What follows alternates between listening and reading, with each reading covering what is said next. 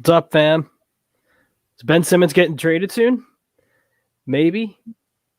Possibly. Kill me. What do you guys think? Do you think he's getting traded soon? I mean, let's talk about it.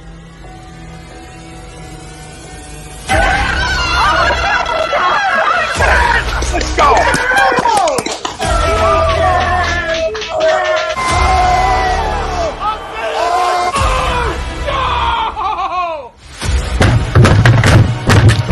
This ain't the fuck night. Oh, this game he stink. Oh shit! It's gone.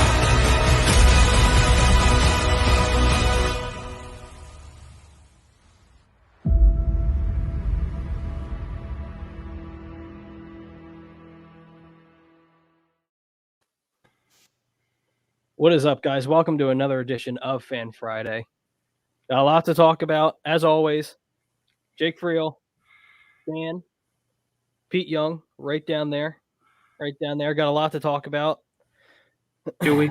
Ben Simmons trade talks are heating up. Woj say that talks are heating up between teams. Could be possibly just a regular 2-team trade, possibly a 3-team trade, which I'd be all for, just so they can get a top 25 player. But before we get into the details of it, the Fan Friday is brought to you by Gleason's Bar. Gleason's Bar is located at 6700 Mill Creek Avenue in Levittown, PA. Use promo code A2D for 10% off your order whenever you dine in, take out, or order online. Gleason's Bar and Steaks.com. Sorry. The website again is Gleason's Bar and Steaks. The poll question for tonight's episode: the Philadelphia 76ers will get a top 25 player in return for Ben Simmons. Agree or disagree? Pete? Fuck me. There's been no change. Like, well, honestly, I started on the show. We were talking about how much we hate Ben Simmons and we want him gone. And now we're right back in the middle of it. God damn it. What is my life? I hate you, Ben. This is what you make me do. This is what you've put me through. Yes, I honestly do. Because if they were just willing to trade him for anything, they would have sent his ass packing right now. You would have taken your Carl Leverts or, guys like that, or whatever role players you could get for him. It's clear Morey has an idea in mind.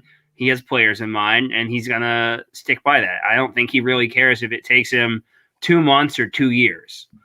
He's going to do whatever he can to get those trades. And honestly, I trust Daryl Morey in trades. So if Daryl Morey thinks he has something that's worth it, I'm all for it. I don't think he's going to trade Ben Simmons for anything less than a top 25 player.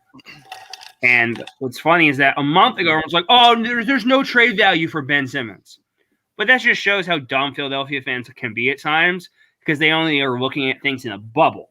Like, oh my God, Ben Simmons sucks. He's the worst. Nobody wants him. Nobody will trade anything for him. And yet, what do you know? Teams are showing heavy interest in him, and there's a possibility of getting a top 25 player back for him. So I'm not surprised. I expect it to happen, and it's probably going to happen sooner rather than later. Dan?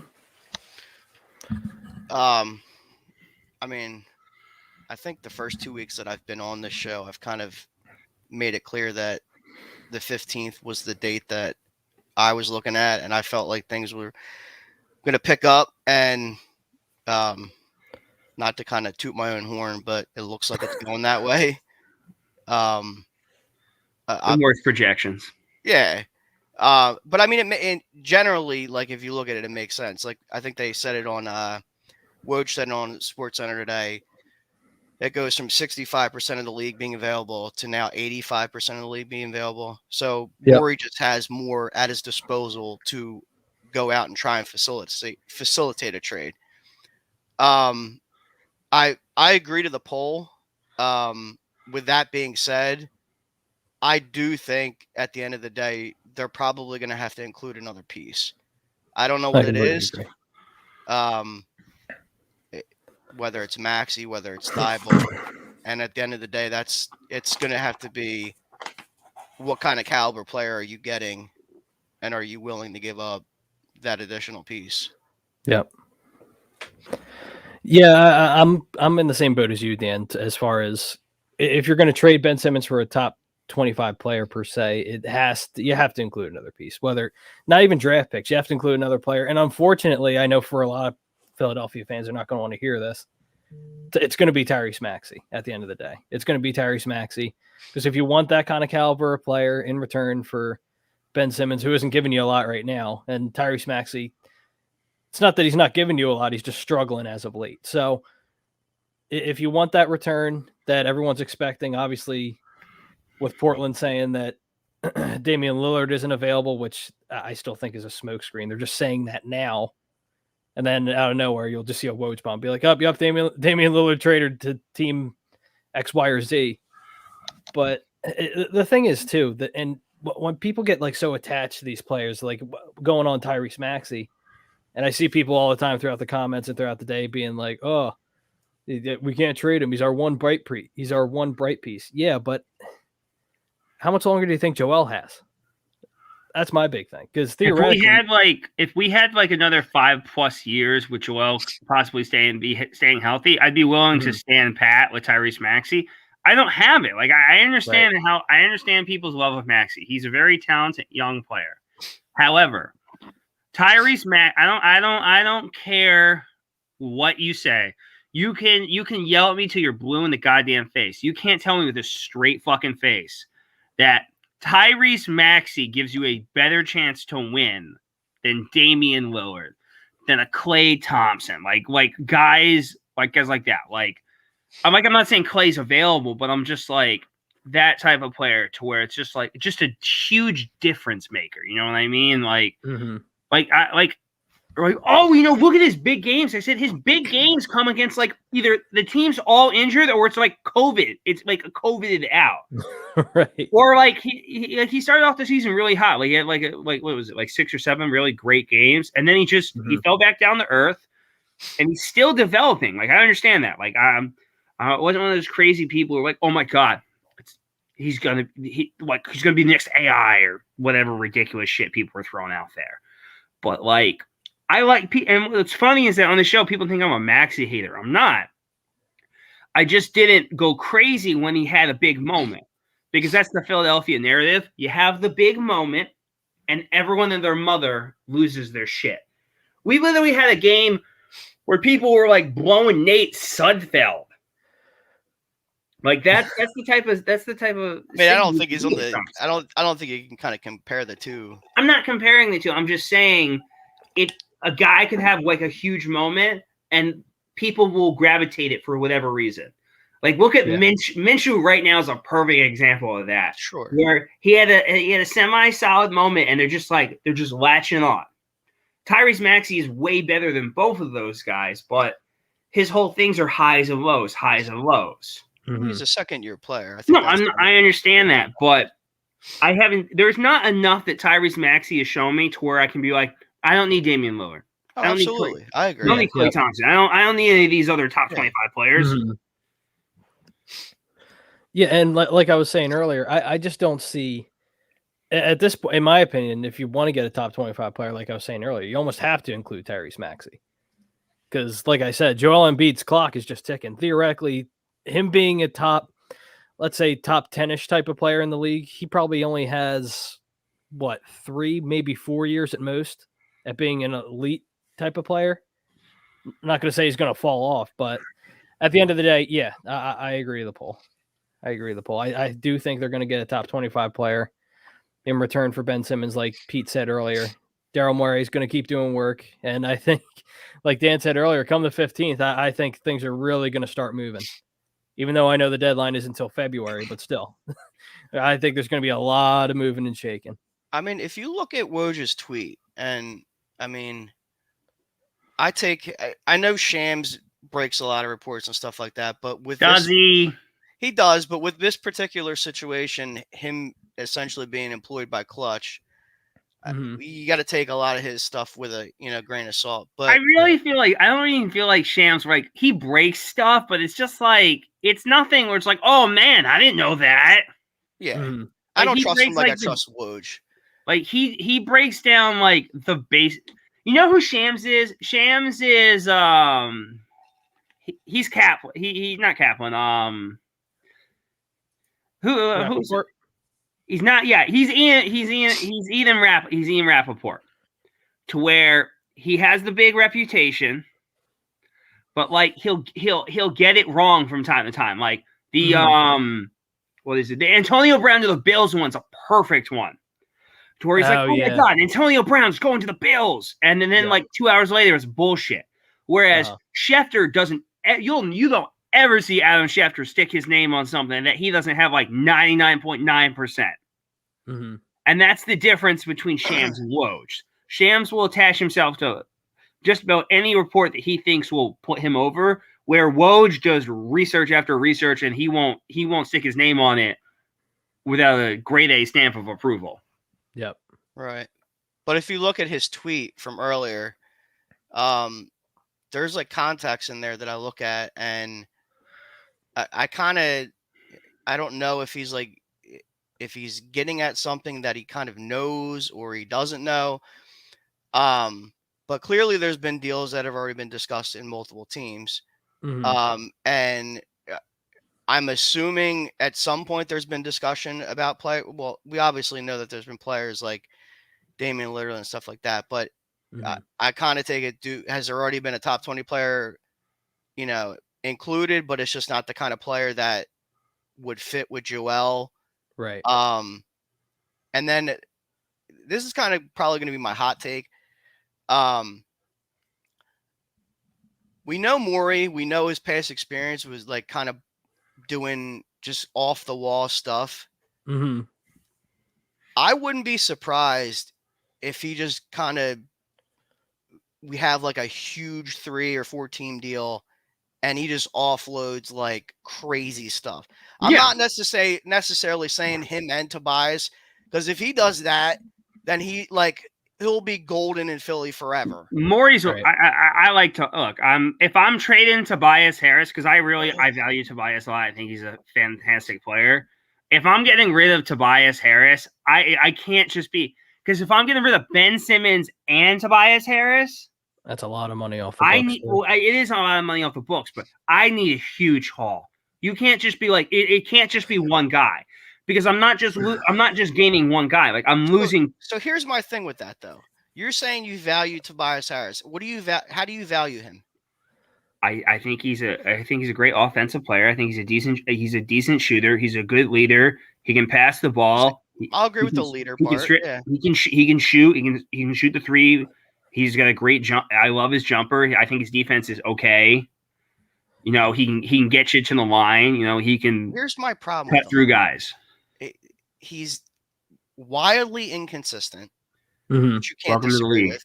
Well, Welcome to the league. No, not when you're getting paid what he's getting paid though. Yeah, exactly. You know how many guys get paid? Like nobody. Not at his level. What he's getting paid right now. So many guys get paid that, and it's just like it'll never. It doesn't matter what he does. He will never live out that contract. But here's the thing: if it wasn't us, it was going to be someone on another team. Like people were like, "Oh man, only Philadelphia would pay Tobias Harris." Literally, like 12 teams would have offered him that contract. Like, I'm sorry.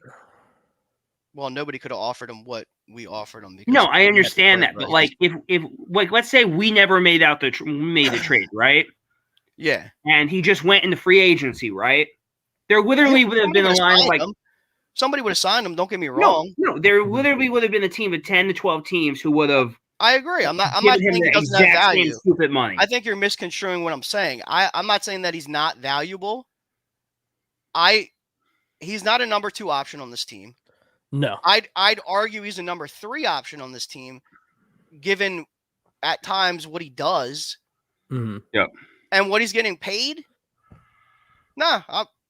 If you find a way to get him out of here. Money does nothing for me. Like it's a salary cap league, man. I understand that, but like you're prisoner of the moment. Like I understand why he's here. Like If Ben Simmons is here and contributing, I think everyone feels better about Tobias Harris because he's not the 2-man. He's the 3rd man or possibly the 4th man. We've seen this show before, Pete. Yeah. Like, I don't understand what games you've been watching the last few years to make you think that anything's going to change. I'm not saying anything would change. I'm saying that if Ben Simmons were here, because he's your number 2 star, like you could, like, here's the thing, like we can get mad at him, like I'd he's argue that too. and I want him to fuck out of here. But I've watched when they're playing that type of ball, it flows better because Tobias gets to be what he's supposed to be. He's not being the number 2 guy. Ben's your number 2. Tobias is your 3. And then, therefore, everything else flows the way it's supposed to. Ben is an annoying asshole at times. But with him there, like, that's why you need to get him out of there. Like, if you're going to get rid of Tobias Harris, you need value. Like, I'm not just trading 2 all-star caliber players for one. Like, if I'm getting Dame and, like, a bench player or 2 back, that's a different story. But, like, that's a lot to get rid of. Like, I need more back. Like, I mean, to put into context, though, you're getting rid of 1, a guy who doesn't want to be here, and 2, mind you, I'm not going to say Tobias is a terrible player. He'll give you at least 20 points a night, which has value, obviously. But for what he's getting paid, like Dan said earlier, and I've said it for years, he's not worth that contract. That contract. Well, who's your so let's say we get rid of Tobias, right? Mm-hmm. Who's your 4? Who's my 4? Like, because let's say it's just on the roster. Yeah, on the roster right now. If you trade him, you're getting a 4 to replace him. Yeah, you would have to get a 4. Yeah, you would have to. Absolutely. Because if you get rid of him and you don't get a 4 back, let's you're go just leaving a huge hole. So let's go. I'm going to give you hypothetical right now. Give me a trade. We'll go hypothetical right now. So okay. Let's say Indiana's already made it known that they're shopping players. Mm-hmm. They're rebuilding. Yep. Yeah. So Sabonis, he's packaged in a multi-team deal. Okay. You wouldn't take Sabonis over Tobias? I would. What's the trade? You asked like who we could get to replace. I understand that, but like I'm like, if you're swapping Sabonis for Tobias, we're going multi-team trade here. So okay, like, if I'm getting out of the Tobias Harris contract, and I'm getting Sabonis back, and then I'm swapping out Ben Simmons, and I'm getting like a Dame Lillard or something like that, that's a different story. I'll do that all fucking day long. I honestly, but I'm not need to get off the Dame. I'm not sending. Yeah, Ben I'm over the Dame thing. And Dame, I'm not sending Ben and Tobias and picks, and I know there's probably going to be like another component over there just for Dame itself. Like, that's too much. Mm-hmm. Yeah. Yeah. Because not only am I losing, I understand Ben's not playing right now, but you're basically giving up 2 starters, 2 all-star caliber players, and you're most likely giving up picks and then bench players for basically 1 guy. Yeah, but the thing is, I get where you're coming from, Pete, but at the same time, I'm just trying to win a championship. Picks don't mean anything to me right now. Well, fine, forget the picks. Like, you're probably giving up like Thibault and possibly Maxey as well. That's fine. That's fine. Yeah, I feel like that's I don't want to go into a trade where it's like, okay, you get your star, which is awesome, but like you got it like 3/4 of the team, and now your starters are. I mean, I don't think I'll do that. No, I don't think so either. Like, if I'm trading Tobias, I just need something. I need value. I need real value. I don't need. Get some role players back. No. Yeah.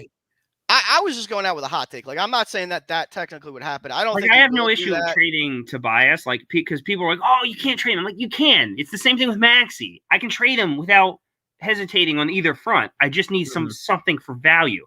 I can't just because people's hot take with Tobias. It's not. I'm not talking about you, Dan, but people in general is, well, we'll just trade Tobias, and I'm like, for what? And they're like, well, no, we'll just trade him. It's the same thing with Ben Simmons. They're like, we're going to trade Ben. I'm like, all right, cool. Who are we trading him for? And if Johnny walked in right now, he'd be like, anyone. And that's a problem because that's the majority of Philly sports fans right now. They're like, well, I'll trade Ben Simmons for a water cooler and a towel. And I'm like, that doesn't help you. I mean, I think you get even honestly at this point because of the contract. Again, I think you get less Yeah, you'd value have out to. of Tobias. Mm-hmm. It just depends. You just But can't. Like, again, it's all we can't just trade guys. Like I feel like that's just, and that's why Morey, I feel, is the perfect GM for this, is because he's never going to trade someone just to trade him. Like, that's just not his MO. Mhm. Like, because think about it, how we got Danny Green and Steph Curry, is that we could have traded them for like scraps, you know what I mean? But he went out and he found the right guys that fit this team. Well, we also stole Seth Curry too. Oh, we got Seth Curry for nothing. Oh, Jason Richardson, don't miss your Josh Richardson. Josh Richardson, whatever. Yeah, he had 140. They both point weren't game, good and here. Who cares? That was it. All right, comments are flying. Been neglecting the comments over here. What's up, Greg? Fired. Greg said he disagrees with the poll. We can't have nice things, which is very true. This is It's true. very true in Philadelphia. Todd says Philly Daily fan. What's up, Todd? You'll probably see Todd in a little bit later on tonight. Brian Daly from the Hockey Happy Hour. You can check them out on Tuesdays. We don't have a hockey team. After I think 2 more games, I think we break our record for. Dan, did you hear most games Jake lost is the in a new coach of the row. Flyers? Yeah, I mean, I think any of us could do a better job at this point. Well, actually, you know what? I'm going to digress on that because honestly, I'm not going to get too much into. I could talk hockey all day too, but so could I. they're I would, but it would be nothing. And they said it on the Hockey Happy Hour show. This is far more than a coaching situation. It's not, but it's been like, I don't even talk hockey that much, but I'll say this: it's been the same problem since like 1978. You got a bunch of former players in the front office, former players on the team, older players who shouldn't be here anymore, and former players calling the shots. Yeah. If anyone who ever picked up a stick for the Philadelphia Flyers is a part of the team in one way or shape or form, you're not winning dick. Yeah. Like the last time, in my opinion, the Flyers were relevant, a USSR was a thing. Oh, jeez. Well, yeah, you're technically right. Brian Daly says, I'm going to agree with the poll. I think it's a player between top 20 and top 25, which is we can all hope for. Charles Moranin from Birds of a Feather. You can check them out on Thursdays. Gentlemen, what's good? What's up, Chucks? Digital Print House says agree. Let's see. I can't even pronounce that. I'm sorry. They won't be getting top 25 in a couple years. Which is probably true. Cool, and I guess that's a good thing where we're trading them now. Yeah, Chuck says he agrees to the poll. Don't think Morey would trade him for less. Yeah, and that's what he's even said earlier. that. Like he's even said, like, I'll wait 3 years. I don't give a shit. Yeah, I think he said on whatever dial station he was on. He's like, if I have to wait 4 years, I'll wait 4 years. He was on with Missinelli, I think. Yeah, and then everyone lost their minds. They're like, 4 years. He wouldn't do that, though. No, he would never. If he had to, I think he would. But I don't think he also knows he also knows. Like, Joel would despise him. He also knows that he's not going to have to. Yeah. Todd said he agrees to the poll. Got our first member comment. See that little marker right there?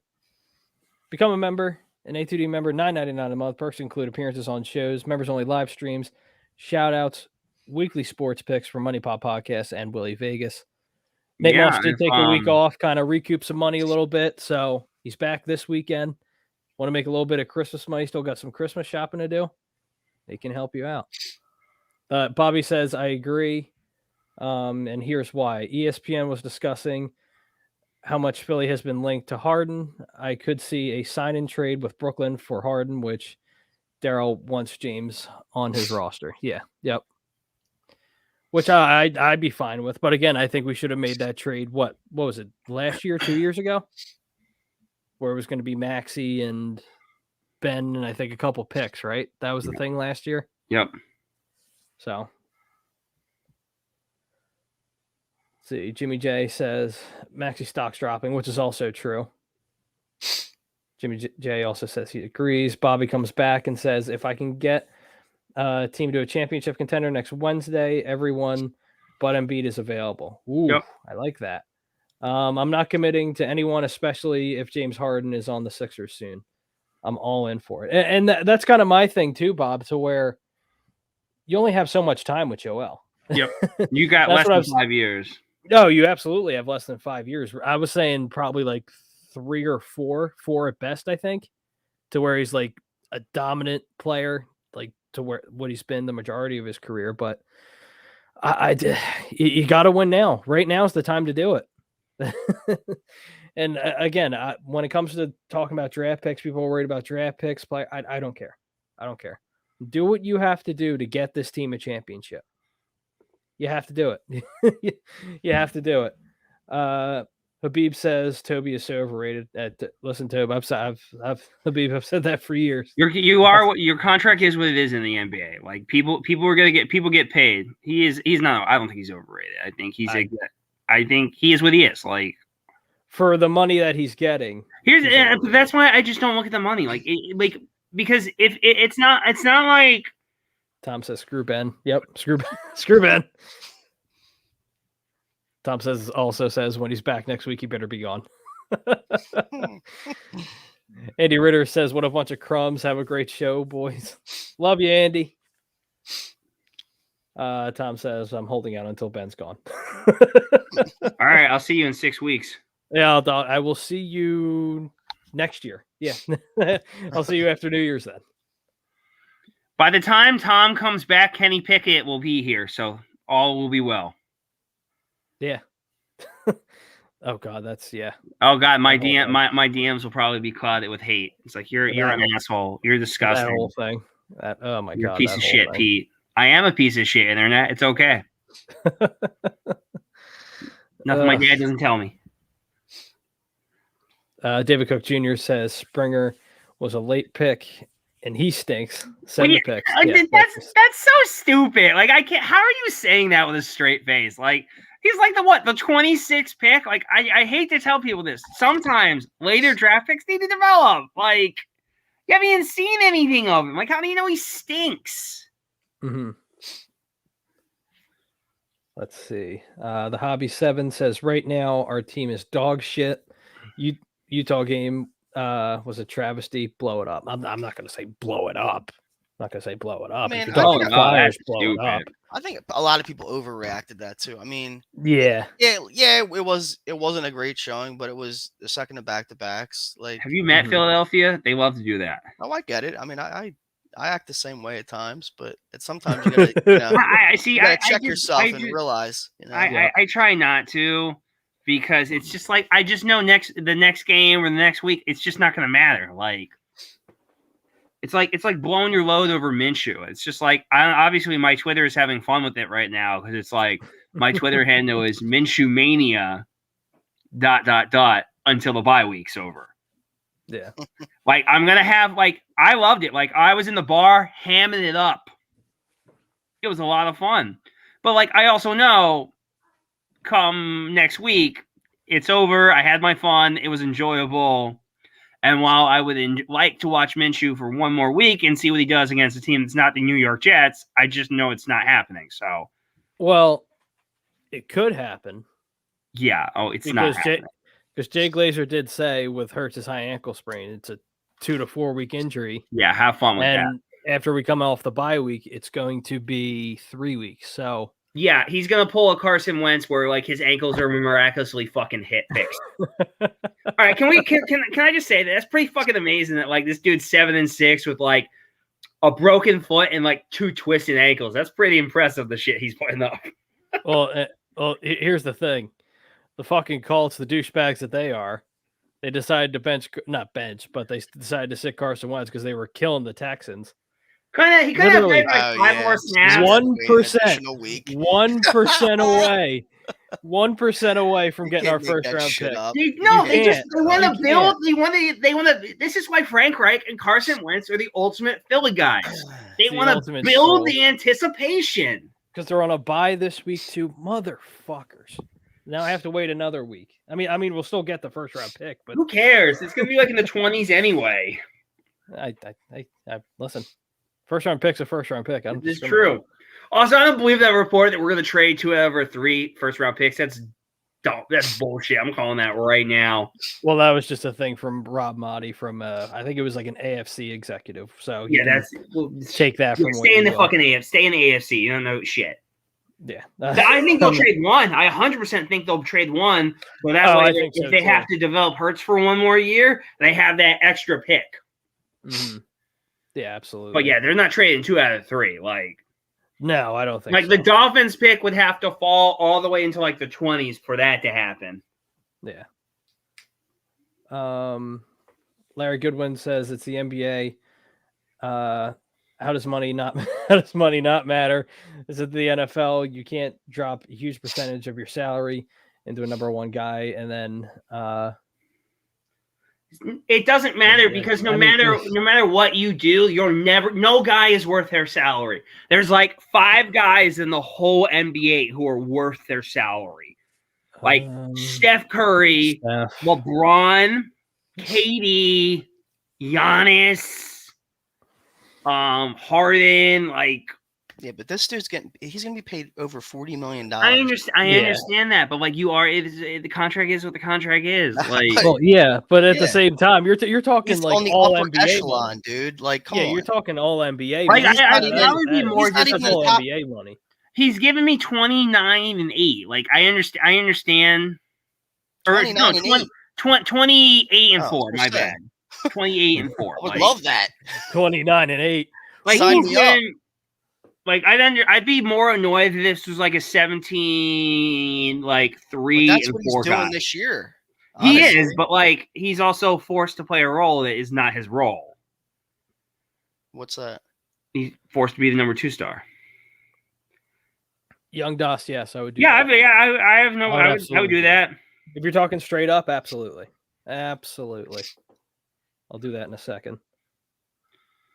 I won't even blink.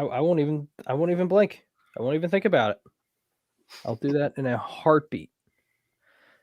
50th just needs to get here. 50th really just needs to get here. Oh, goodness. So we kind of touched on it a bit earlier, but with everything going on in Portland right now with their GM getting fired, and is Dame Lillard available? Do you think he would be available? Yes, I 100% think he's available. They're just waiting until it happens. What do you think, Dan? I don't think he's going anywhere. I mean, no, I don't think so either. We've played this game. I mean, honestly, I feel like if at any point this guy was going to, be made available, people talk around the league. This isn't just something that's going to be spur of the moment. Mm-hmm. And especially, you can say what you want about Ben Simmons. We all have our, gripes about him, and we all, have the things that we enjoy about him. Yeah.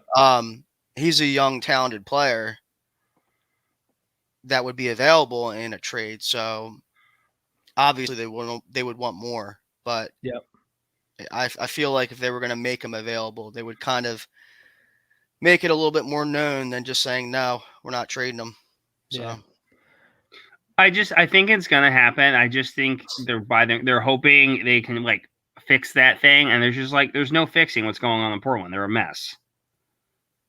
Well, especially with what's his name, like McCollum out for the near future. Yeah, with a punctured fucking lung. Yeah, he ain't playing basketball. He ain't playing basketball anytime soon. No, is that like the Sixers syndrome? Because you know what's ironic? That shit happened like I think a day after like the reports were coming out that like I think it might have been that day, or you could could have been the next day. I'm like, how the hell? It's like it's that Sixer syndrome. Like the second you come here, you get injured or something. Like this is how conspiracy theories start. The report comes out and instantly has a punctured lung, huh? Yeah. Start asking questions. Don't you dare tell me to put away my tinfoil hat. Bryce Blackwell, what's up, Bryce? Bryce says Ben's going to drop 30 a night on his next team. Yeah, 40. Probably. It's probably going to happen. And you know what? Right. Yeah, because it's Philadelphia. He's going to start shooting. I don't care what it's like. Obviously, the logic tells me it's not going to happen. But my eyes, who have witnessed this my entire life, are telling me He's going to start dropping like 30 a night. He's going to hit jumpers and 3-pointers.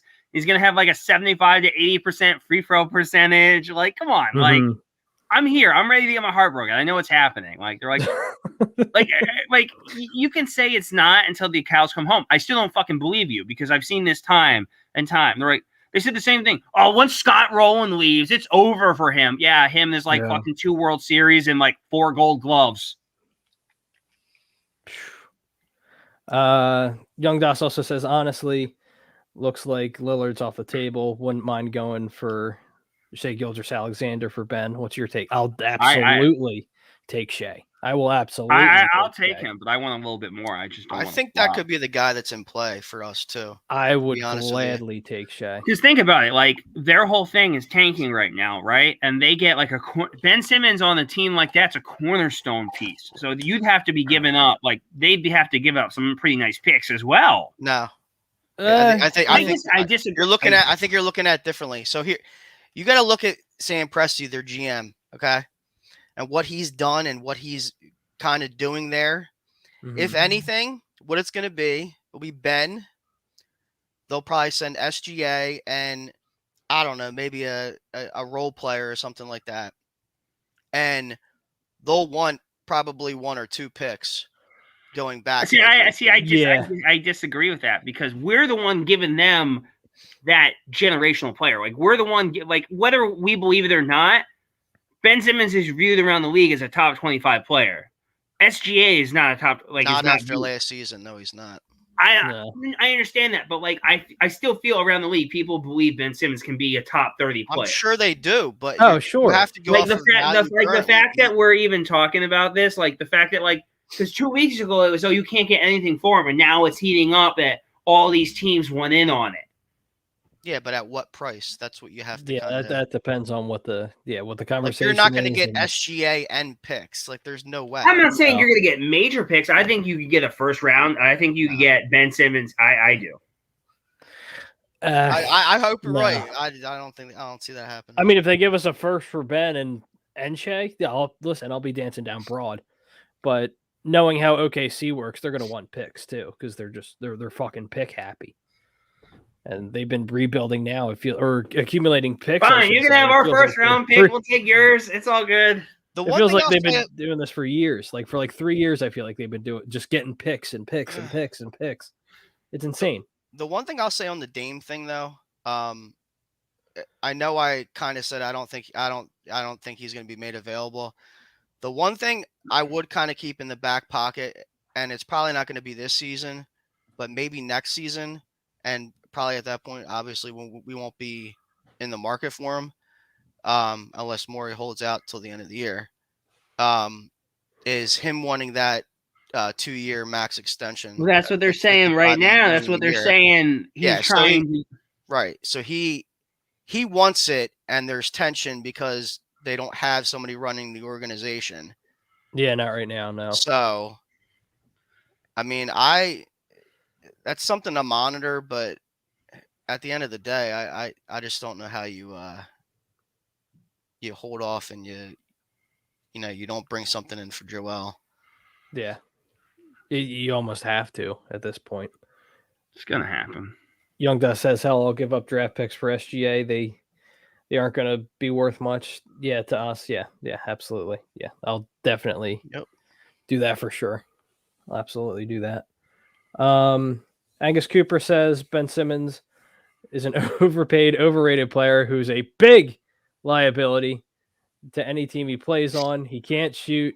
He's a spoiled brat, and his value has gone down. Yeah. If that were true, his value's down. Woj wouldn't report that teams are interested because if his value is down, no team. If he was all those things that you said he is, like obviously he can't shoot. Cool. You buy low. Cool. He's that's my favorite thing about people they use about Ben. They're like, "Oh, he can't shoot," and I said, "Yeah, guess what? He's able to do everything fucking else." I said, even without shooting, he's still able to help teams be like a top 3 team.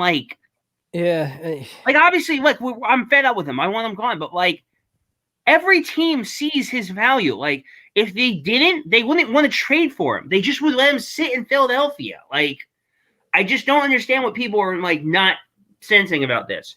Your misconceptions of what he is in Philadelphia is not a misconception of what other teams in other cities believe him to be. They believe him to be a elite potential guy that they want to give picks and players for to get this guy. Because if he wasn't worth anything, nobody in their right minds would trade for him. Clearly, there is high value. Because if there's willing to be a 2-team or 3-team trade, there has to be multiple. You have to want him. Like, because if you don't want him, why would anyone trade for him? Like, no one's saying to themselves, oh, you know what? It's a Tuesday. I think I'll trade for Ben Simmons. No, you're doing it because you value him. You think there's something special about him. Like, come on now. Like, we don't know who the players are either. No, we don't. Gotta, like, breaks on that. Like, no, I wouldn't go all out and be like, well, we know we're going to get something good for him because, you know, there's reports. I see no reason to believe we wouldn't, because every Daryl Morey trade he's made for this team has been good. Oh, I agree with that. You like the fact that he's like Daryl Morey's like one of his best facets is making trades. Like, I'm sorry, this is the guy who stole James Harden. Mm-hmm. He stole James Harden from OKC. Well, he's gonna have to do that to get something good for Ben Simmons. Good, go for it. Exactly. Make it happen, I guess. Hey, listen, if he can do it, by all means, I'll give him executive of the year. He traded Chris fucking Martin for James Harden. I forgot about Chris Martin. Shows how relevant he was. Exactly. Like, if there's anyone I trust to get a trade done, it's Daryl Morey. Like, I'm sorry. Yeah, like, people can say Ben is overrated or whatever, but clearly around the league, they don't believe that. They believe there's value in this guy.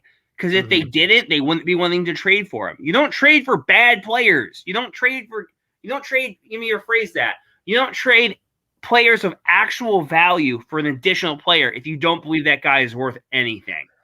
I get where you're coming from. Pete, unless you're going like full like Sam Hinkie trades where it's like, oh, we're gonna throw in Danny Granger, don't worry about it. Like, unless you're doing one of those bullshit things, like, that's a different story. No, and we know obviously Daryl's not an idiot, and he's not gonna just throw shit at the wall and be like, all right, here, this is what we're getting for Ben. That's it. But what you talked about earlier, Pete, and the key word was in your statement was potential. When you're talking about Ben, the potential's there. We know what his potential is, and all the teams know what his potential is, but it's just a matter of getting that out of him, right? Of like, course, obviously he doesn't. That's always the case with guys like him. Like, right? It will always be about potential. Like, especially with someone that young. This isn't like a guy who's like 30 and they're like, all right, the potential is done. He is exactly who he is. Like, he's not Kurt Warnering this shit. You know what I mean? Yeah. He's what, 24, 25 years old. Like, there's 25. Yeah, there's still time to grow and develop. Like, you hope. Yeah, I mean, I hope he grows and develops elsewhere. Yeah. Like, I'm done with him. But like, you can't sit here and tell me there's no value to him when fucking Woj is dropping bombs saying teams want him. You look stupid. The only time I'll say all credibility. The only time I'll say that's a bomb, and I told Dan this over text earlier today. I'm like, I'll say it's a bomb when he's officially gone. When he's officially gone, I'll be like, okay. How come you don't text me? What the fuck? You don't text me. Listen, I don't text anybody. Let's get something straight. I don't text anybody. I mean, like, you text Dan. I'm just saying. Well, listen. Oh, Pete. Because I don't get. I'll text you. I don't send news. That's why he gets mad. So, what do you feel about? Because with these reports coming out, Bradley Beal kind of holding off on. I don't want Bradley Beal. I think he's a pussy. I love Bradley Beal, but I think he's a giant. If he's turning down an extension from Washington, and I can guarantee you they're giving him a pretty penny, I can only imagine what he actually wants. I mean, maybe he just wants to come to a contender, and that's fine. But if he wants more money, then That's a whole other conversation. For us though, that wouldn't be a concern though, because we would have to No, trade not at for all. him. And I think we would have his bird rights at that, so we could pay him whatever. Yeah, yep. I I wouldn't be against it. But again, just it's feel like like he's a better option. Yeah, I think so too. I He's think younger. So too. And he has that dog mentality too. Absolutely. Like he'll talk shit. He's a perfect fit here, and he's a killer. He's an absolute killer. And they would eat it up in Philadelphia. They would eat it up. Yeah, I don't know. It's tough. I tough. feel like he'll be the first guy. I do think at some point, like I said, I think Dame will go simply not this season, but maybe next season because of that contract extension. Maybe. I honestly think I like what their argument is on WIP when they're talking about it. They're talking about how he's using that as a scapegoat to get out of town, where he's like, oh, well, I tried to work with them. I tried to do the 2-year, $105 million deal. They didn't want to work with me. That's why I'm not here anymore. I could see it's that. Brilliant. It's brilliant shit right there. That's a good point. That's a good point too. To where he doesn't look like the bad guy when he leaves Portland. It's just saying like, that he wants to leave. Yeah, they didn't want to work with me. No, I don't know what happened. They didn't want to work with me. I wanted to get paid and I left. Yeah, that's possible too. Yeah, that's a really, really good point. I'd never thought of that. That's right. Really good point. Young Das also says Daryl's not going to sell short on a trade. He's not going to make a trade unless he feels like it's going to be a game changer for this team. I do trust in him that he will make the right move. I hope so. Listen, Young Das. I mean, what's the alternative? I hope so. What's the alternative? To just be doom and gloom and be like, we're not going to get anything for him. Who cares? You shit a brick.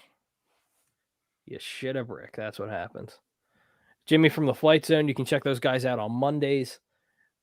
He says this entire situation combined with the state of the league, spoiled prima donnas have ruined the NBA for me. I'm probably out on the NBA if we don't win a title with Embiid. Thoughts? Listen, you're Jimmy. Clearly missing out on the 90s and the 2000s where they were spoiled brats too. But okay.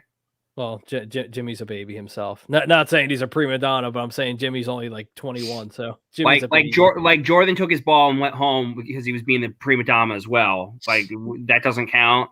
No, but Jimmy, I'm not gonna lie. I'm kind of in the same place with you. I understand where you're coming from, going through the process and that whole thing, going through shit for 5 years, not doing anything, winning 10 games at best. Empty stadiums for every game. Tickets are $5. So I'll do that. I do it every day. Then, that was the place to go. I do it every day and twice on Sunday because I got a star. Yeah, like with me, Jimmy, like what was it like? NBA, I really don't think people remember like how bad it was. Where it's like we were trying to hype up Swaggy fucking P, Swaggy P, DeLon Wright, Tony Battie. The men that gave their lives for the process. Yeah, right? Like, dudes like that. We were really trying to hype these dudes up. And they're just like, forget. Oh, man, you guys, if we just add a few pieces around Andre Iguodala and, like, 38 million-year-old Elton Brand, we're going to get it done. Elton Brand. But there's been, like, one team in the history in, like, the last 40 years that's won a title without, like, a superstar. I'm like, that's it. Like... But to your point, Jimmy, my thing, I'm in the same boat with you with the NBA to where like and again, this is just my opinion. I just don't think the product is as good as it used to be. That's just my opinion. I feel like it's like, but I feel like after last year where they changed a lot of the rules when it comes to fouls, I feel like it's going to help the product because there was just like there's nothing would bum me out more. It's Pete drunk. No, I have hardcore ADHD and I go 1,000 miles a minute. There you go.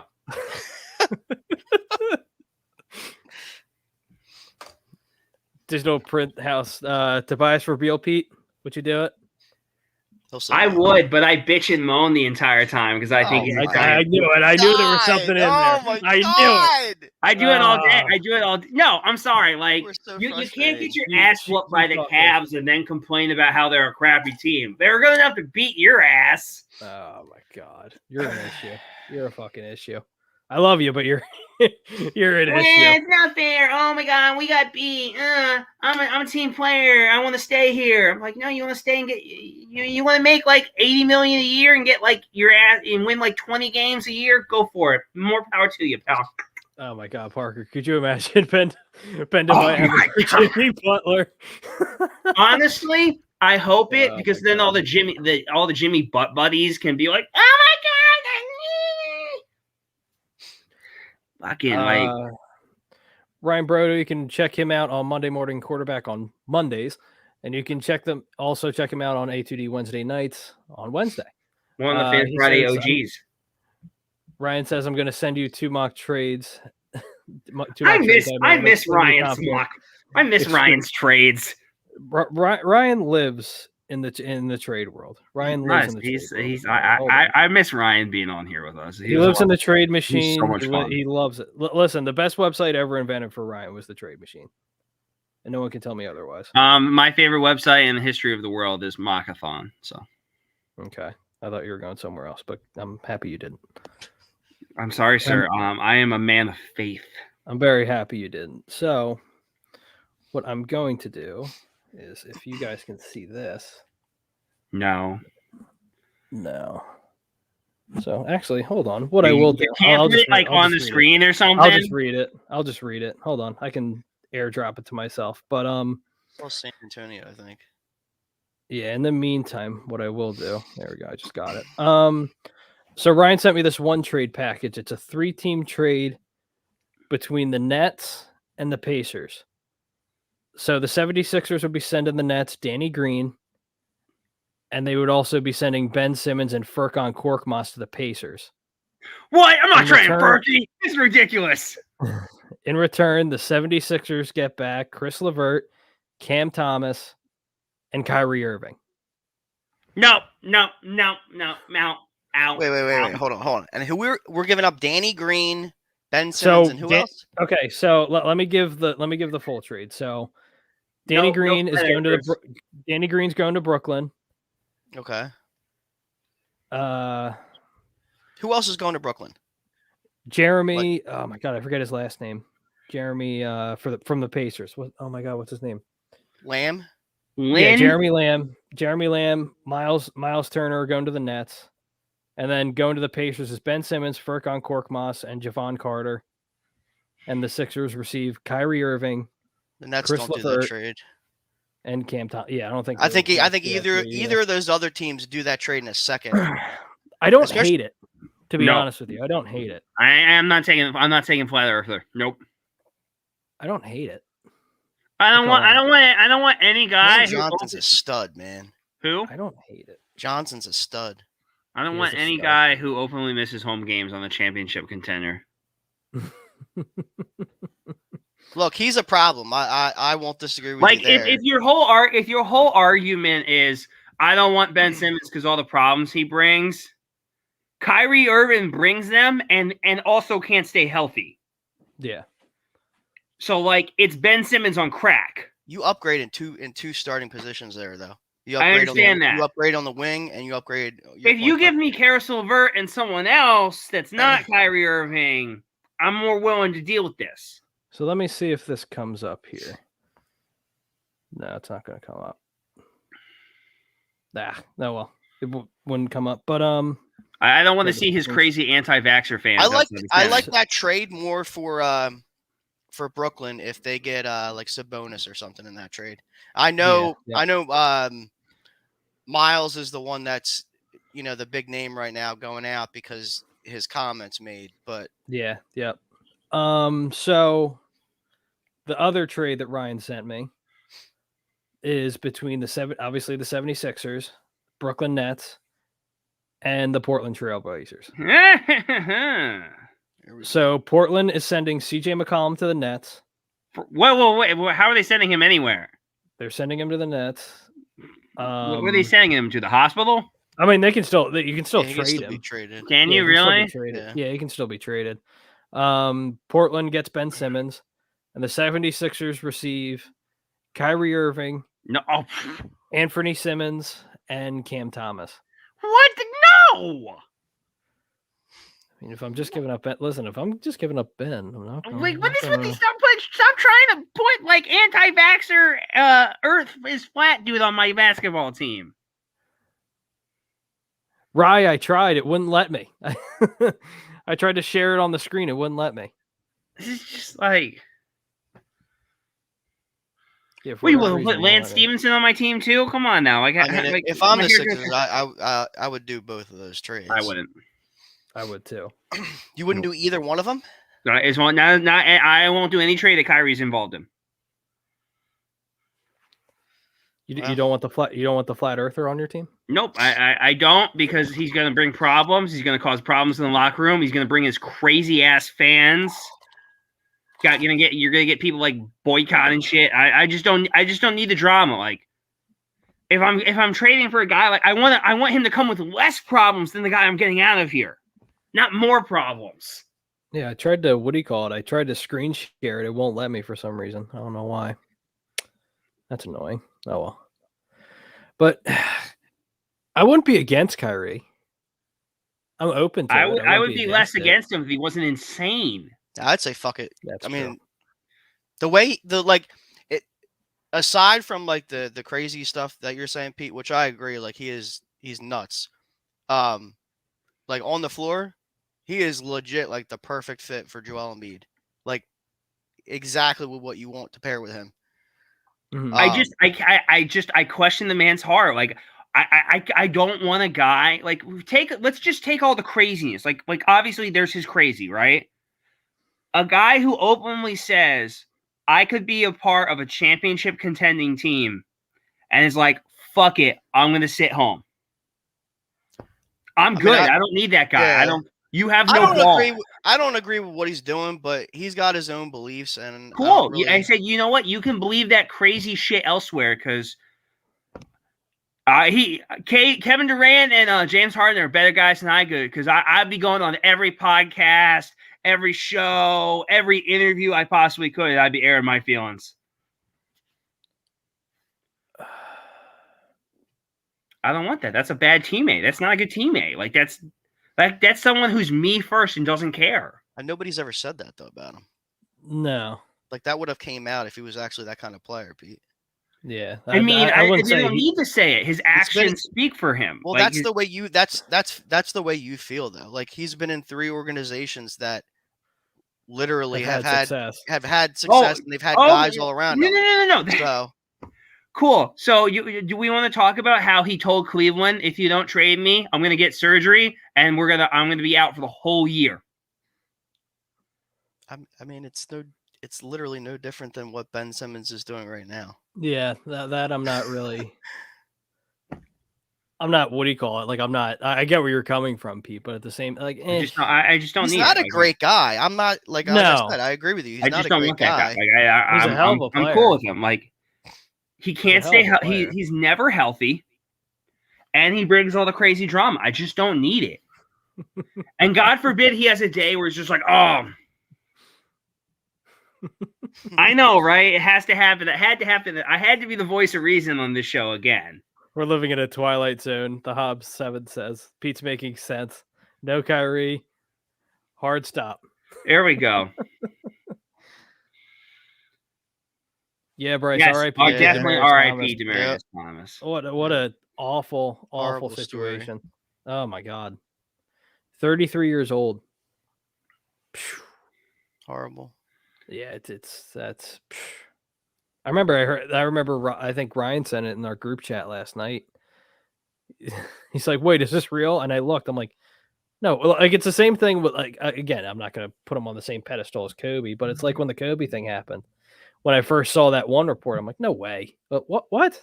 No way! And then you saw more and more reports come out, and then more of the story came. Like it's a shame. Did he get an absolute shame? He got into a car accident, I saw. So he retired last year, and I think it was a little while after or around that time. He got in a really bad car accident. And that's what started the seizures, right? And then the seizures slowly started following after. So again, it's not confirmed that that's how he died, but he said I think like his cousin or his brother was at the house and he happened to check in on him, and he was just dead. He was just dead in the shower, unconscious and unresponsive. And he thinks it was related to seizures. So I don't know. I saw a thing earlier before we went live. They're saying it could have been a heart attack possibly, but again, it's all up in the air until we get like an official autopsy report. So, but again, it doesn't change the fact, regardless of how he died. It's just, it's a shame. An immensely talented guy. He's going to be in the Broncos Hall of Fame. There's no doubt about that. Yeah. There's no doubt about that. I don't know if he'll make the Hall of Fame per se, but I mean, the number, I think if he had a quarterback for another 4 or 5 years, I think you could say he would have been a lock for the Hall of Fame. But yeah, I don't know. It's all around. It's just a terrible situation.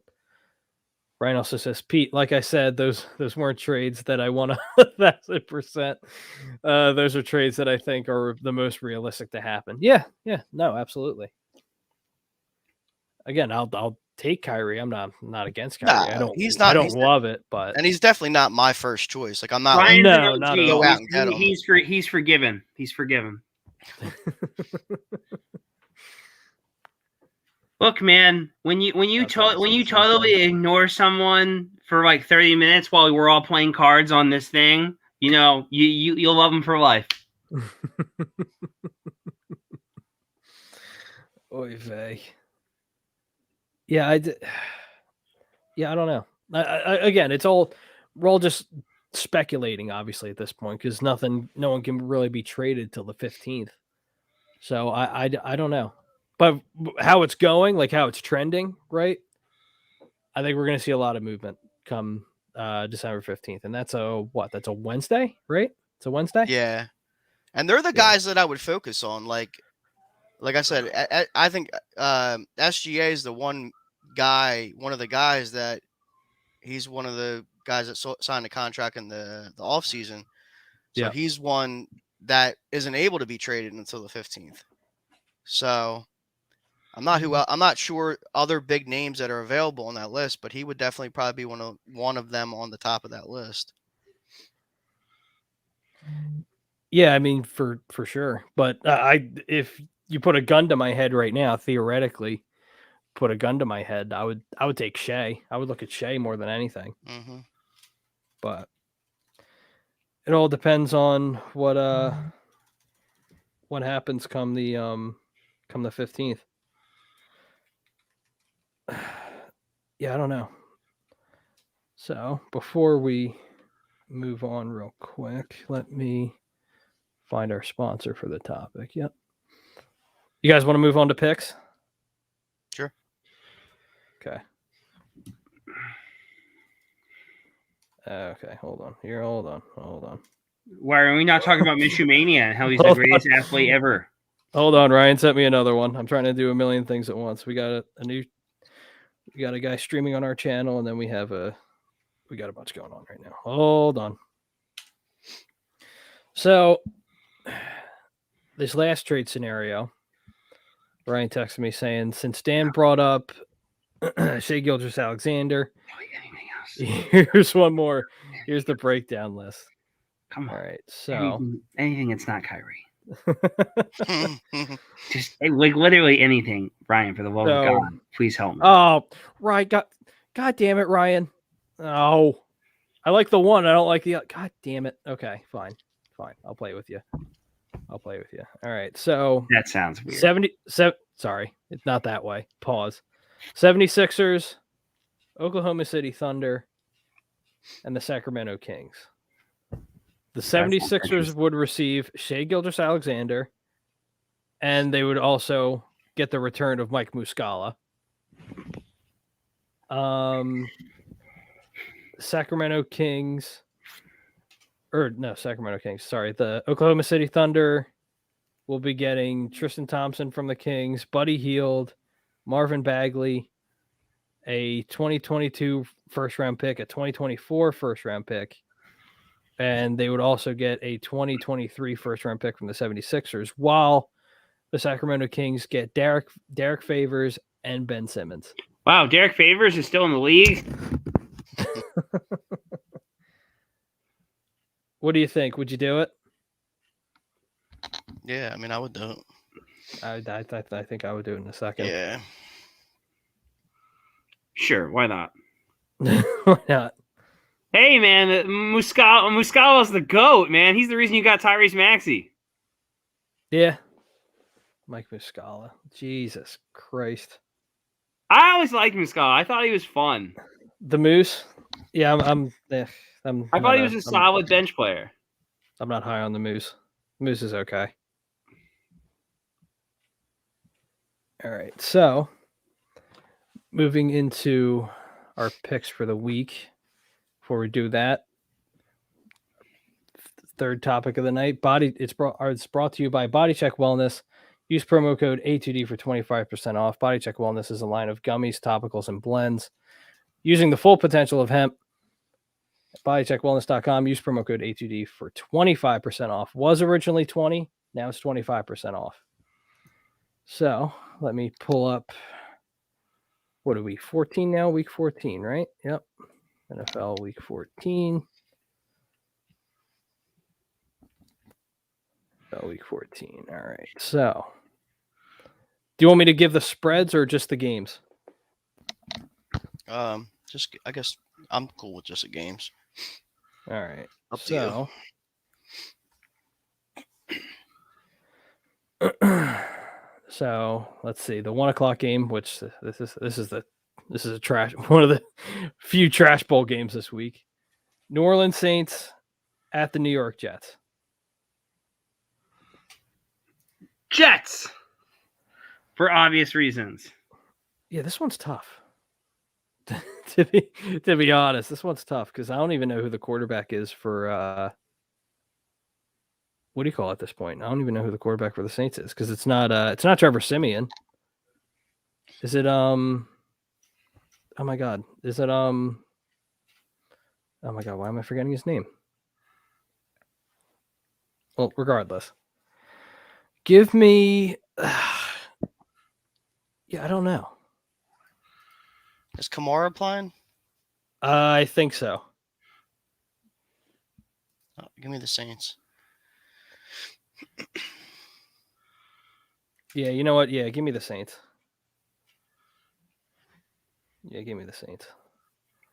All right, Jets so the defense next is like game- last in the league. Is that what it is? They're Jimmy 30th. says- Well, Jimmy says second Saints to by last. 10. Jimmy says Saints by 10. Which I'm not against. What's up, Todd? So, What's good? So What's good for now? Again, Who you rest got? in peace, Demaryius Thomas. So Yeah. yeah, man. Who you got Tough for this stuff. game, Todd? Saints at the Jets.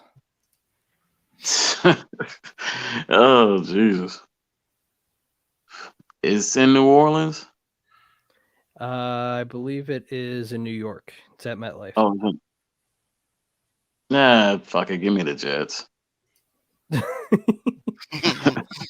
I don't hate it. I don't hate it. Hold on, let me pull up the.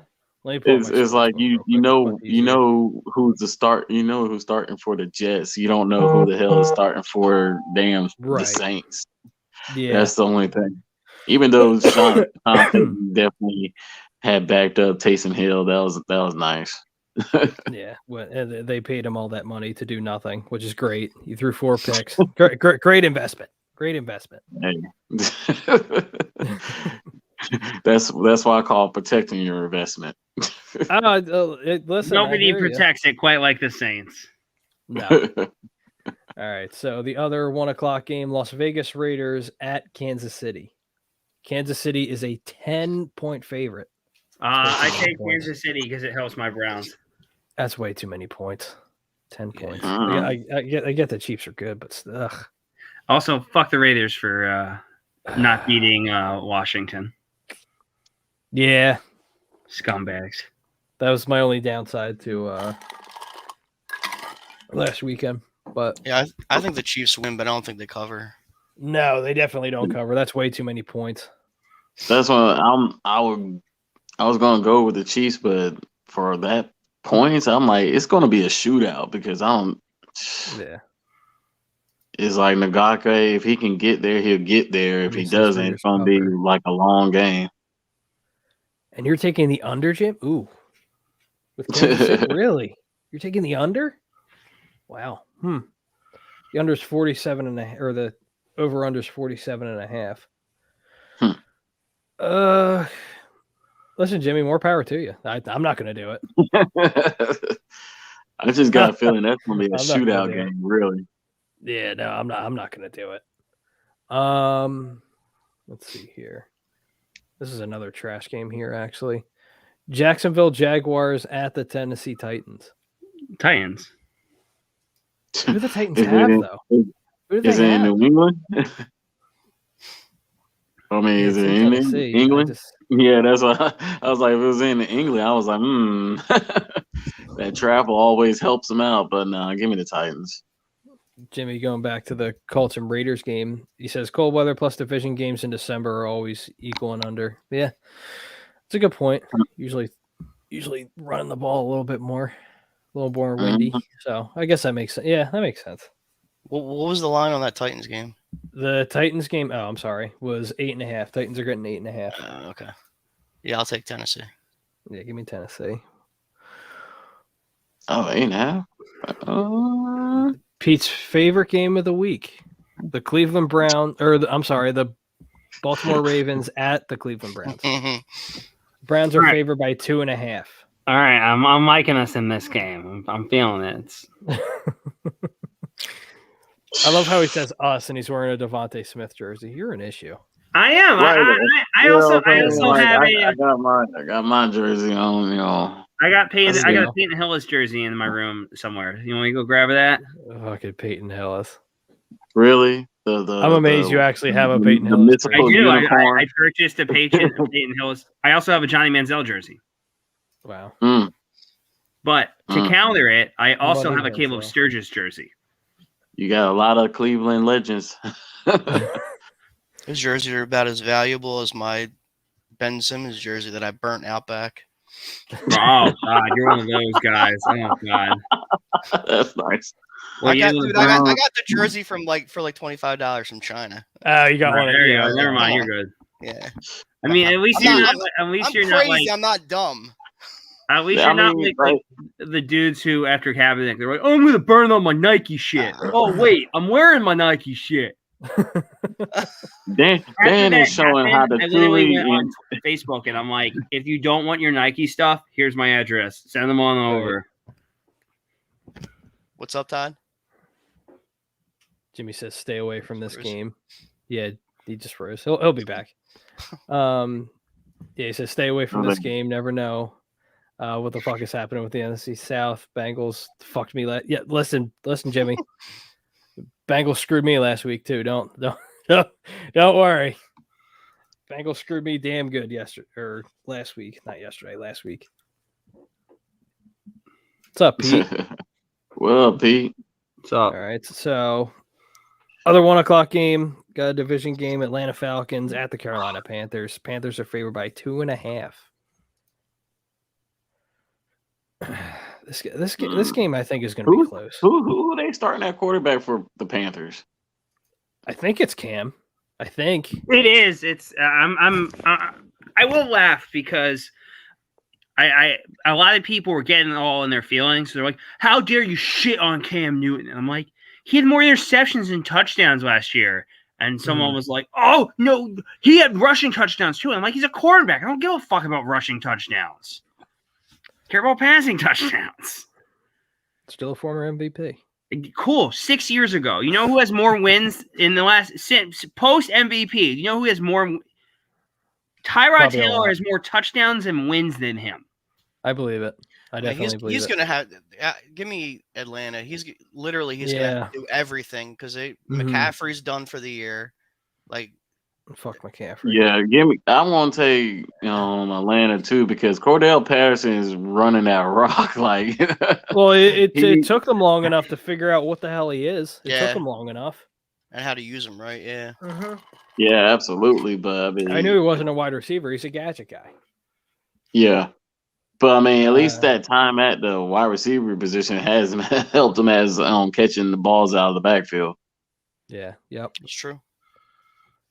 He's just a valuable. He's like he's one of their most valuable weapons outside of Kyle Pitts, and Calvin Ridley. I don't know what the whole situation with Calvin Ridley is. I know it's a mental. I it's a mean, mental health yeah, thing, mental health issue, and we haven't heard from him ever since. So but, Yeah, that's bad. a crazy thing. We haven't heard a thing. We haven't heard anything. I mean, that Since- shows you how like their Atlanta beat writers really care about their players. I mean, if he was in Philly, we would have been like a non-stop 24-hour watch, waiting for him out of the rehab center, following him what the hell home. happened to him? Right. Jimmy Holy says DJ Moore's going to have a big day. Yeah, maybe. Atlanta secondary isn't that bad though. Their rookie corner's fantastic. Forget his name though. Oh, here we go. Another 1:00 division game. Mike McCarthy's guaranteed win special. The Dallas Cowboys at the Washington football team. The Cowboys are favored by 4.5. We them boys. Anyone who says anyone who says with a straight face, "I'm a real Eagles fan. I'd never root for the Cowboys." You're fucking stupid. Yeah, I'm not. Wow, I mean, just straight up Cartman that shit. Anyway, yeah. Honestly, I don't understand that though. Like, Cowboys winning does nothing but help us. Like, I mean, yeah, of course that's illogical, but I mean, if you putting some money on the line, I mean, hey, yeah, but like, anytime he opens up his mouth, nothing. They're not even putting money on the line. They're just like, oh, no, I can't root for the Cowboys. I don't give a shit. Yeah, we saw what happened when Doug Peterson guaranteed a win. We saw exactly. So happened. Like so far that hey, if I'm putting money on the line, I'm going Washington. So, again, me and Jimmy, I think we're linked somehow because we're on the same wavelength. Washington by 12. Yeah, Washington by a million. In what universe did Dak die? No, it's not even. It's the fact that Mike McCarthy guaranteed a win, Pete. That's exactly. What's the line in this one? 4.5. 4.5 Dallas. Going to Dallas. And Washington's home. Correct. Okay. Hey, that field gets nasty around this time, man. It claims ankle. Taylor Heineke would need to have like the greatest game ever for him to win this game. Like, I'm sorry. Like, listen. Dallas's offense is. Go ahead, Jake. I'm sorry. Yeah, me and Ryan are part of the Tyler Heineke fan club, so I think he's pretty good. That's just me. I think Tyler Heineke. He reminds me of Doug Flutie. Like that's how he plays to me. He's just Minshew. That's literally what he is. I'll take it. I'll take that. I'll take that all day. Don't tease me with a good time. Dallas's offense has been lackluster the last couple of weeks too. So. And their defense hasn't been the same either. Yeah. Their defense. Yeah, but Washington is so like hit or miss. I always take the team with a better quarterback. And well, the thing is with Washington, and this has kind of been their repertoire for the past at least 10 plus seasons. Like they're not great, but they're always competitive. They'll always play you tough. They're just a tough team. Exactly. You're talking about in Washington, man. I'm trying to tell you. In Washington too. I hate playing Washington in this and around this time because it's just like field is nasty. Yeah, I hate playing Washington in Washington. I hate that. Yeah, because I feel like we never win. I feel like we never win. No, that's not true. We honestly win more in Washington than at home against Washington. Really? Yeah. Really? It's like to me, it feels like they were just. I was driving into work today, and they were talking about that on WIP, where supposedly they win more at FedEx Field than they do in Philadelphia. It's weird. That's crazy. Because you would never, you would think the opposite, right? Mm-hmm. You would think the opposite, yeah. But, Because I remember when whenever it was Kirk Cousins, you could just write that off. Yeah. Cousins we're not around this. Kirk's not good, but Kirk always has our number for whatever reason. He always has. I don't know what it is. And it always looked like we'll have the game in a winning position and it just feels funky. And then next you know they fucking win. I always hated that shit. Yeah, the game does stop that. The game matters. Like if obviously we control our own destiny, but any additional help I'll take. Nah, I'm riding with Jimmy. It's like the bottom line is we got to win out. You know, say, hey, it's. Well, I mean, I'll take it. That's I'll what the take bottom it. line. I mean, trouble. we If know the starting quarterback had trouble with the what we got to Giants, do. like, what's he going to do against the Washington football team? Yeah, I don't know. I tell people this all the time, and I've said it multiple times. I said if Carson Wentz can win out with Greg Ward, a bunch of practice squad guys, and Jay Jaw, Jalen Hurts should have no reason not to, with a much improved supporting cast. That's the other thing too. It also depends on if you're talking about next week. It depends on what his health looks like, how his ankle's doing. Yeah.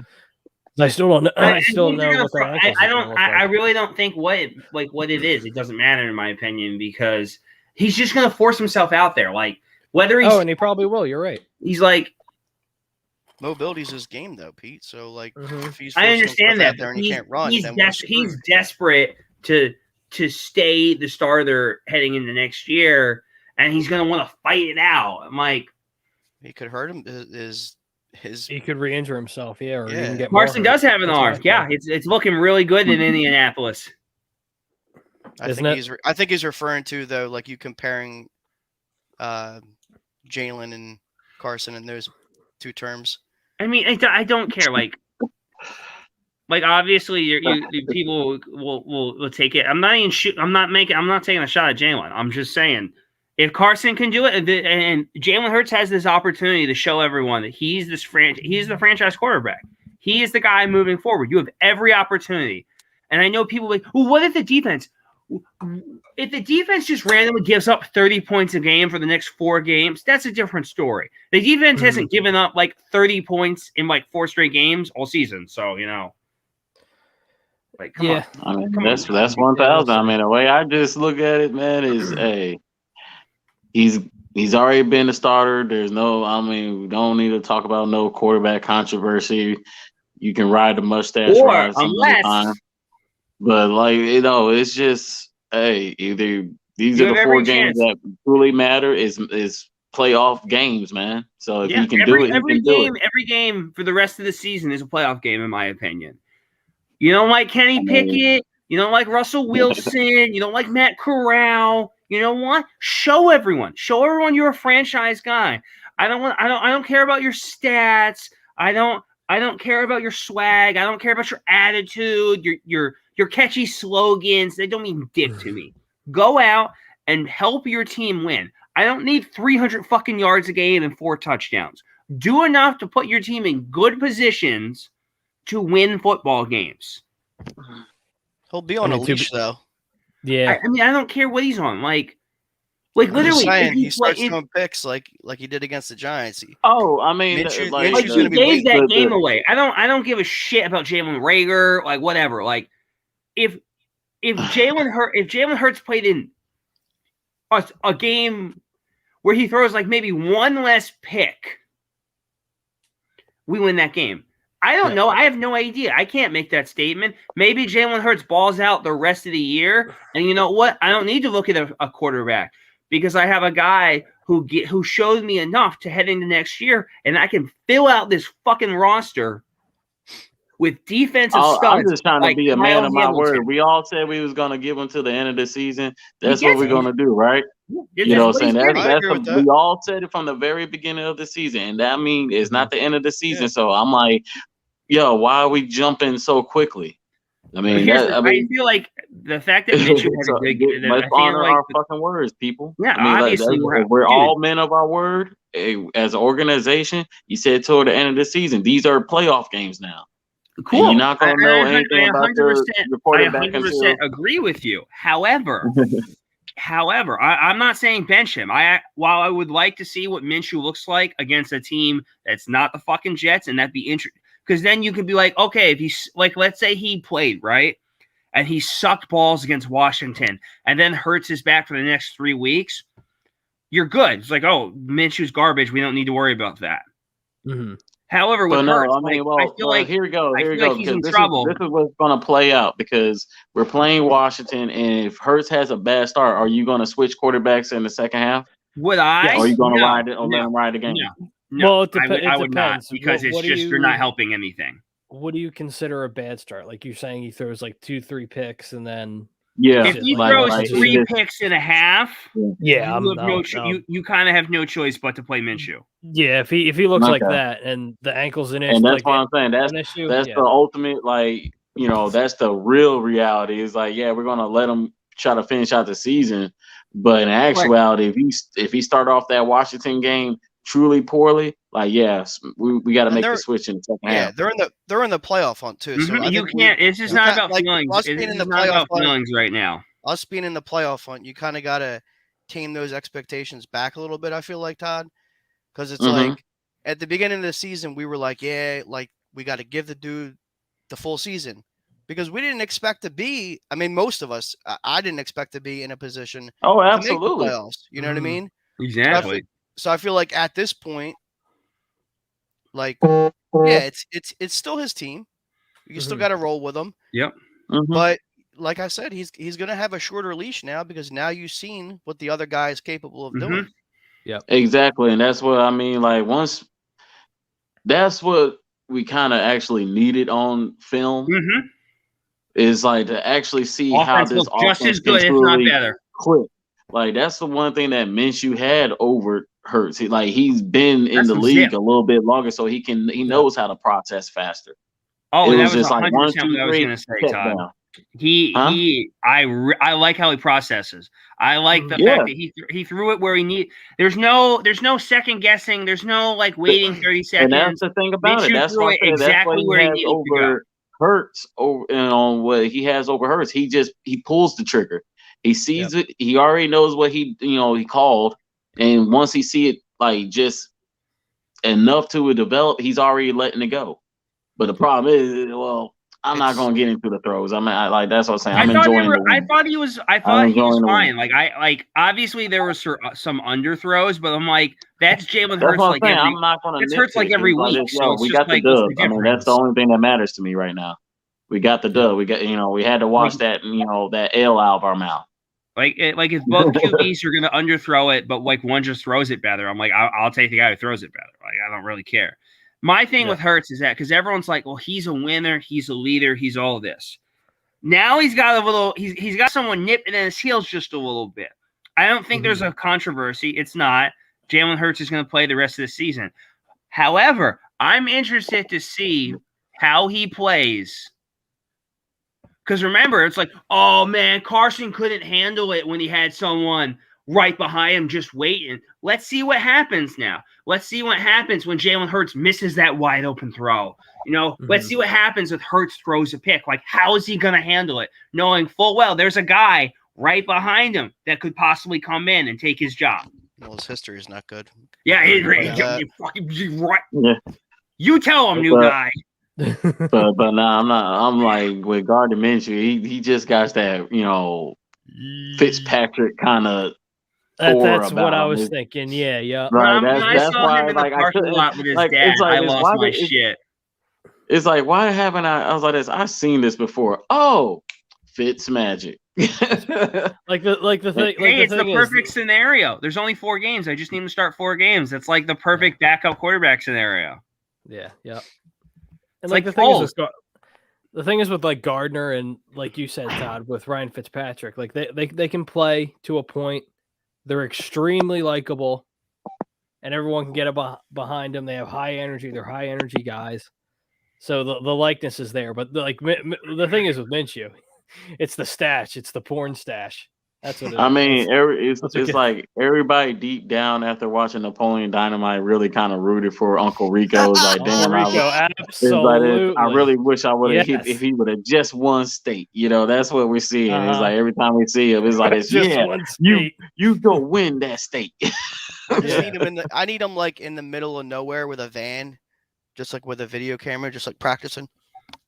Oh, it'd be great. It's not even the fact that he has the porn stash now. Commercial. It's the fact that he has like the mohawk. Progressive commercial. He's got like the mullet going on in the back too, and it's just like I'm like, I expect him to start singing "Achy Breaky Heart" while like throwing touchdowns and wearing like a '90s starters jacket.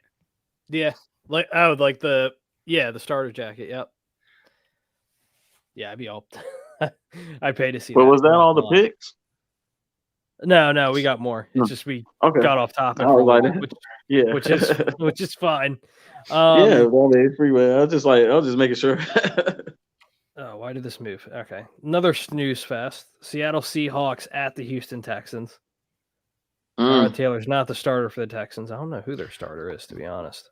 Jesus. Give me Seattle. I think Give me Seattle. Russ gets back on track a little bit. Yeah, Russ is going to go. Cunningham This is the got get picked right up game yet? for Russ. I will really love him.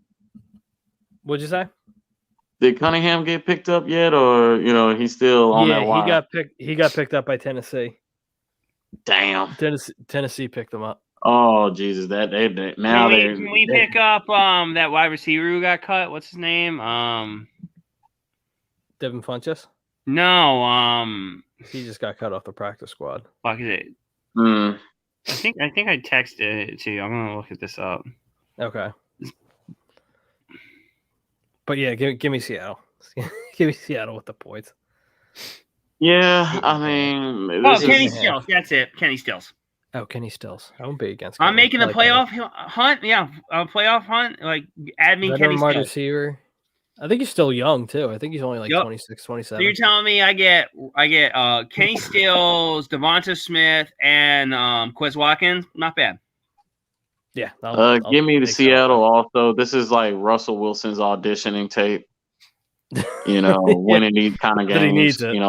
Showing teams that he's still out, and they, auditioning for New York or New Orleans. I mean, that's why I'm glad that everybody just kind of quieted down about that Russ talk once he saw that he put us like at the fourth place team. So, but yeah, give me the Seattle.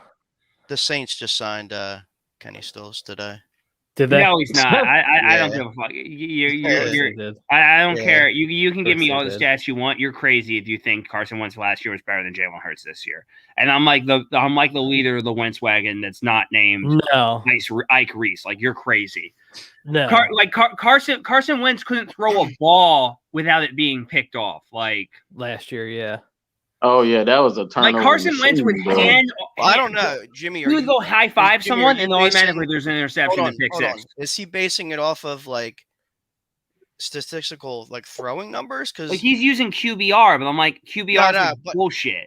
But it might not be, because he might have thrown for more yards and more completions. Yeah, I know, but I throws just the ball more. I don't care about QBR. QBR is like what Skip Bayless uses to judge a quarterback, so that's why I don't give a fuck about it. They'll be like Aaron Rodgers. Aaron Rodgers can spank the living fuck out of Dak Prescott. It's like, well, Dak had a higher QBR. Who cares? He won by like 30. Yeah. And plus, we know them garbage time stats like really patents the QBR. No, Jimmy, I'm with you. But last year he still stunk. The game-winning drives. That's stop. Jimmy. I hear a garbage win. What were the drives? Like a garbage win against the. I'm going to bring up the Niners, the Giants. He threw a key to Boston Scott against the Giants. I remember that one. What are the other ones that I'm forgetting? No, that was like. I forget. I remember the Giants one. Yeah, the field goal one, the Washington one. Yeah, Habib, I'm with you. Washington, 16 and 15. I'm sorry. 16 touchdowns and 15 interceptions in 12 games. Stop that shit. The Giants one, that's 3. Okay. I don't want to hear that nonsense. Stop it. All right. So that Panther game wasn't that close. Let's see here. I'll give you 3. I'll give you the solid 3. I'll give you 3. Yeah, cool. You know those 3 games? They're the only ones he fucking won. Yeah. Well, again, he's not here anymore, so I that's irrelevant. That's what I'm saying. As long as I get my first round pick next week, I'm fine. Right? Just hand the ball off to Jonathan Taylor 5 times. There we go. That's all I care about. It's super. I actually love it for him because, honestly, he's a gunslinger, but he doesn't have to do everything. It's perfect for him. Yeah, Jonathan Taylor. Everything I always everything I always clamor for them to do in Philadelphia, they're doing in Indianapolis. They're protecting him. Obviously, look, he fumbles. Like that's who he is. He's going to fumble the ball from time to time. Well, the line that Wentz has this year compared to what our line was last year, it's far and beyond better. Like, it's still not perfect, but like they're doing a solid job keeping him upright. He's not being sacked every 3 seconds. Yep. And when he needs to make plays with his arm, he can do that. And I love what Frank Reich said. Frank Reich said, it's like, look, I'm going to give him shit when he does things I don't like. But here's the thing. If he keeps doing the things he does in spite of me, I'm not going to get mad. Like, if you're going to try and, like, run it out or throw a crazy pass, you better fucking make that throw. Yeah. All right. So, Detroit Lions. This is the 4:00 slot now. Detroit Lions at the Denver Broncos. Broncos are favored by 10. Go Broncos! They're gonna win it out for Demaryius Thomas. Okay, I like that. Yeah, I like that. Yeah, that's why I was like, since the recent events, yeah. Go Broncos. Yeah. Yep, go Broncos. Next game, New York Giants at the LA Chargers. Chargers are favored by 9.5. Daniel Jones is not back, by the way, and he might not be back the rest of the year. Give me the Chargers. I can't believe we lost to a guy with a broken neck. You gotta be fucking kidding me. You lost to a guy with basically a broken freaking neck. Basically. Didn't they sign Clayton Thorson? Yeah. I think he's like their third string.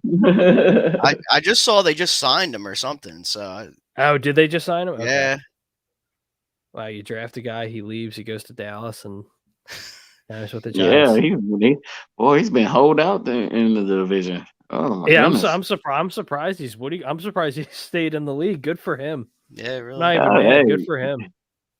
Oh yeah, continue to get that NFL money. I mean, if he stays in long enough, he'll be able to get their insurance. See, Kyle. Now you're going to make me bring him up, and I didn't want to bring him up. Carson was with us. You're probably right. Since our line's top three in the he would. I'm telling you, he would have a fantastic year this year. But then you'll be like, someone will be like, "Oh, he didn't want to be here." I said, "Yeah, you generally don't want to be in places where they're drafting your backup after you take them to the playoffs. That's usually how it happens." Yeah. And Abib, I'm with you. Yeah, we're not tanking, so let's win. Well, we don't. Why would we need to tank? We have 3 first-round picks. Like, you're golden. No, he's just saying just tank for a higher pick. That's all he's saying. He's not saying literally tank. No, you don't do that. You can't do that in NFL basketball. I mean, Devonta Smith says that's a lie. The what? Tanking for the Yeah, they like the Indianapolis Colts did it, and they got Andrew Luck. So I mean, you can totally do it. I mean, you can. Like the Jets, like you can't tell me the Jets didn't do it last year. They tried everything in their mother to lose. Well, no, the Jets just stink. Let's be realistic. The Jets just stink. Yeah, they do the opposite. It's like when they're supposed to lose so they can get the number 1 overall, they win. I mean, we blatantly did stuff the last game of the year.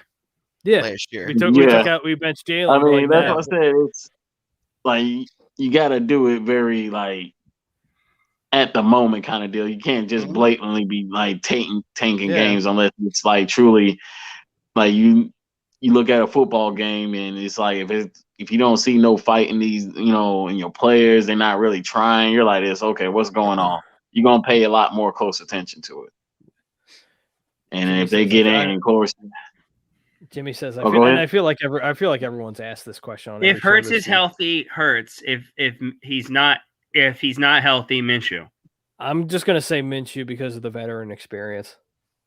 And again, obviously, I get it. It's against the Jets. I get it. It's not a great team, but still. I thought Hurts was playing very well prior to the Giants game. Like I thought he was giving me what I needed. So prior to the Giants game, yeah. And like it's always possible he was hurt in that Giants game. He just was forcing it. So I mean, I haven't seen anything from him in the pocket the entire season, like at all. It's like what he does with his legs is great.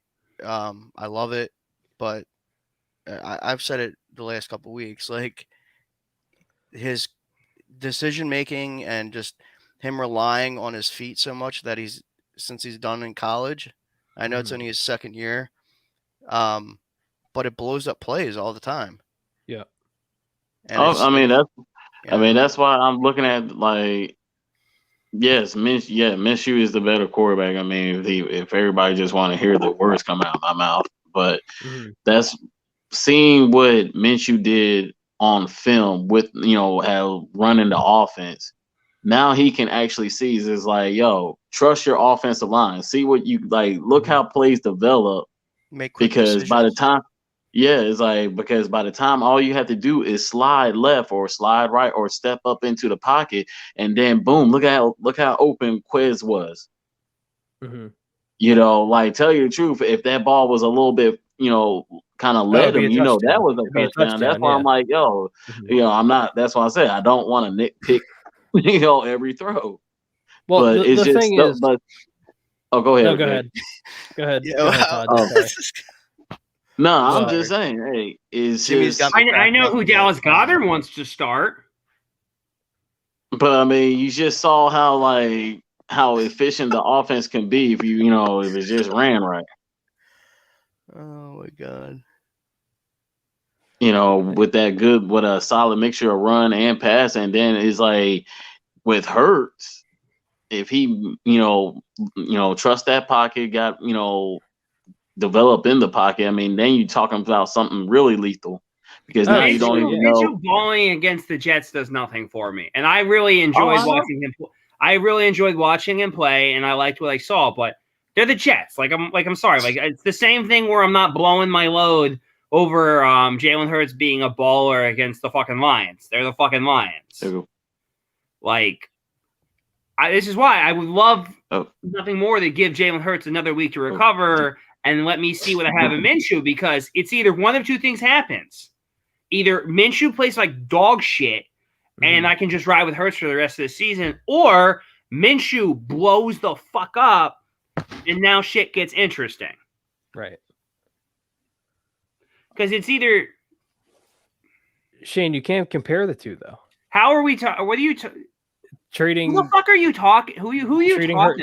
about? You sound like a dumb fuck. Treating Hurts like Wentz. No, you can't compare the two. One guy was drafted here to be the backup. Another guy was drafted here to be the franchise. What are we talking about? What do you get? I just. What are we talking about? Like, he went into like. Can we get your girlfriend to come in here with takes, because she probably has better ones. Good Lord! Like, he just went on like a full blown rant. Like, was this pent up frustration? Here's literally no one is comparing them. Like, and no one is like. When did any of the four people talking right now say anything about benching Hurts or anything? Like, yeah, no. Who can, like, obviously, if he struggles against Washington, you have no credibility. You're literally a Hurts hater. Like, you have no credibility, bro. But on that, Jimmy, I kind of agree. I agree with him though, and I understand that he had a bad game, but but so I'm you gave. Still riding. Hold on. You gave the downplay to Minshew playing against the Jets. What the hell? I mean, other than it being a divisional game, the Giants are horrible. Yeah, they are. They're a horrible football team. Hurts played a bad game. I 100% agree with that. But I don't care, because I have more to gain from watching what Jalen Hurts does for the rest of the year than Minshew. Like, there's what am I gonna do? Like, what am I gonna make? Like I'm not gonna make Minshew my franchise quarterback. What have you seen? I don't think I got the chance to ask you this last week. What have you seen since last year that's told you that he's a franchise quarterback? I haven't seen enough. That's why I'm gonna get 4 additional games to see what he is. Because here's the thing, like, if he gets you to the playoffs, like, you can't tell me the straight, like, I'm not even, the funniest thing is, I'm not even a big Jalen Hurts guy. I'm not. Like, anyone who watches this, Todd will tell you how on the fence I am about him. Like, I mean, I listened prior to being on the show. I know your takes. I get it. Here's my thing. Like you could say, give me the other 4 weeks, and I've thought about this. I've thought about this since last week because I brought this up. I haven't seen anything from Jalen Hurts since Arizona last year throwing the football? I think he's been up and down. Like, there's been times where I've seen him throw the football and I've liked it, and there are times where he throws the football and I want to kill I know myself. what you're talking about, Dan. I'm saying a full that game. Arizona game was consistent. It was, Yes. Yeah, that's why I know what you're talking about. That's what you want out of a franchise that's why quarterback. He's inconsistent. I 100% agree with that. Mhm. But if he's done enough as a quarterback to get you into the playoffs, I have no reason not to ride with him for an additional year when I'm going to have 3 first-round picks, when I'm going to have $50 million, when I'm going to have every opportunity to build around this team. And if I need another – because next year in 2022, that's where a lot of the top quarterbacks are coming out, your Bryce Loves. And if I'm not satisfied with Jalen Hurts, I can go out and I can get him because they're most likely trading out one of those first-round picks to get an additional pick. That's whatever. That's fine and good. I don't think we should get it twisted at all that the reason we're in the playoff race is because our coaching staff decided to start running the football. Mm-hmm. Like, it's not. Everything wasn't because of the quarterback play. The quarterback, he's done. I feel like he's done enough to help us. Like, he hasn't been perfect. I'm literally his biggest critic. Other than the Giants game, he's managed the games. Yes, and that's fine. Like, I'm cool with that. Like, I don't need him to throw 300 plus yards a week. Like, I don't need him to throw 4 touchdowns. I'm cool. Like, if he for the rest of the year he's solid minus the Giants game, I'm okay. I'm have no problem going. I mean, I guess we'll never know, will we? Like, we'll never know. We'll never know. But like, hold on, but real talk, like, because after hearing about this article, it kind of got me thinking. When you talking about Fletcher Cox and like the captains going to the coin toss and they already disrespecting the Jets, if they would have if they did that with the Giants, that's a big problem for me. Because even though, that was the Jets, not the Giants. Yeah, but I'm like, just in case, we don't know if that happened during the Giants. But I look at that game where you just too overconfident. We were supposed to crush them. No, but we were supposed to crush the Giants, and then the same thing happened with the Jets. I don't believe any article written by Jeff McClain. There you go. Yeah. I don't think Fletcher Cox is that kind of guy, anyways. To be honest with you, yeah, it just bothered me. Like if we already kind of doing if that would have right at a coin toss, okay, I know about some trash talk, but to completely not even shake the hand and completely disrespect him. I would have been we can't have that kind of mentality right there.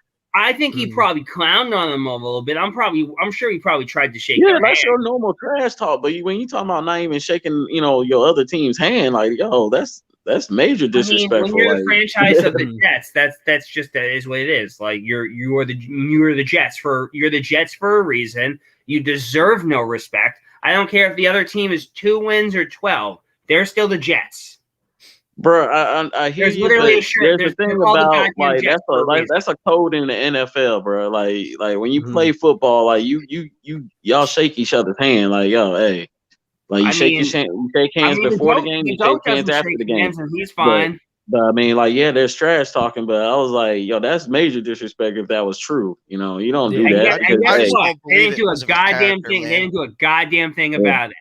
Yeah, I don't think it happened. That's not. Yeah, that's why I'm like. That's why I'm like. And that's why it just kind of with so many beat writers, and we're all we're the number one news outlet for these beat writers.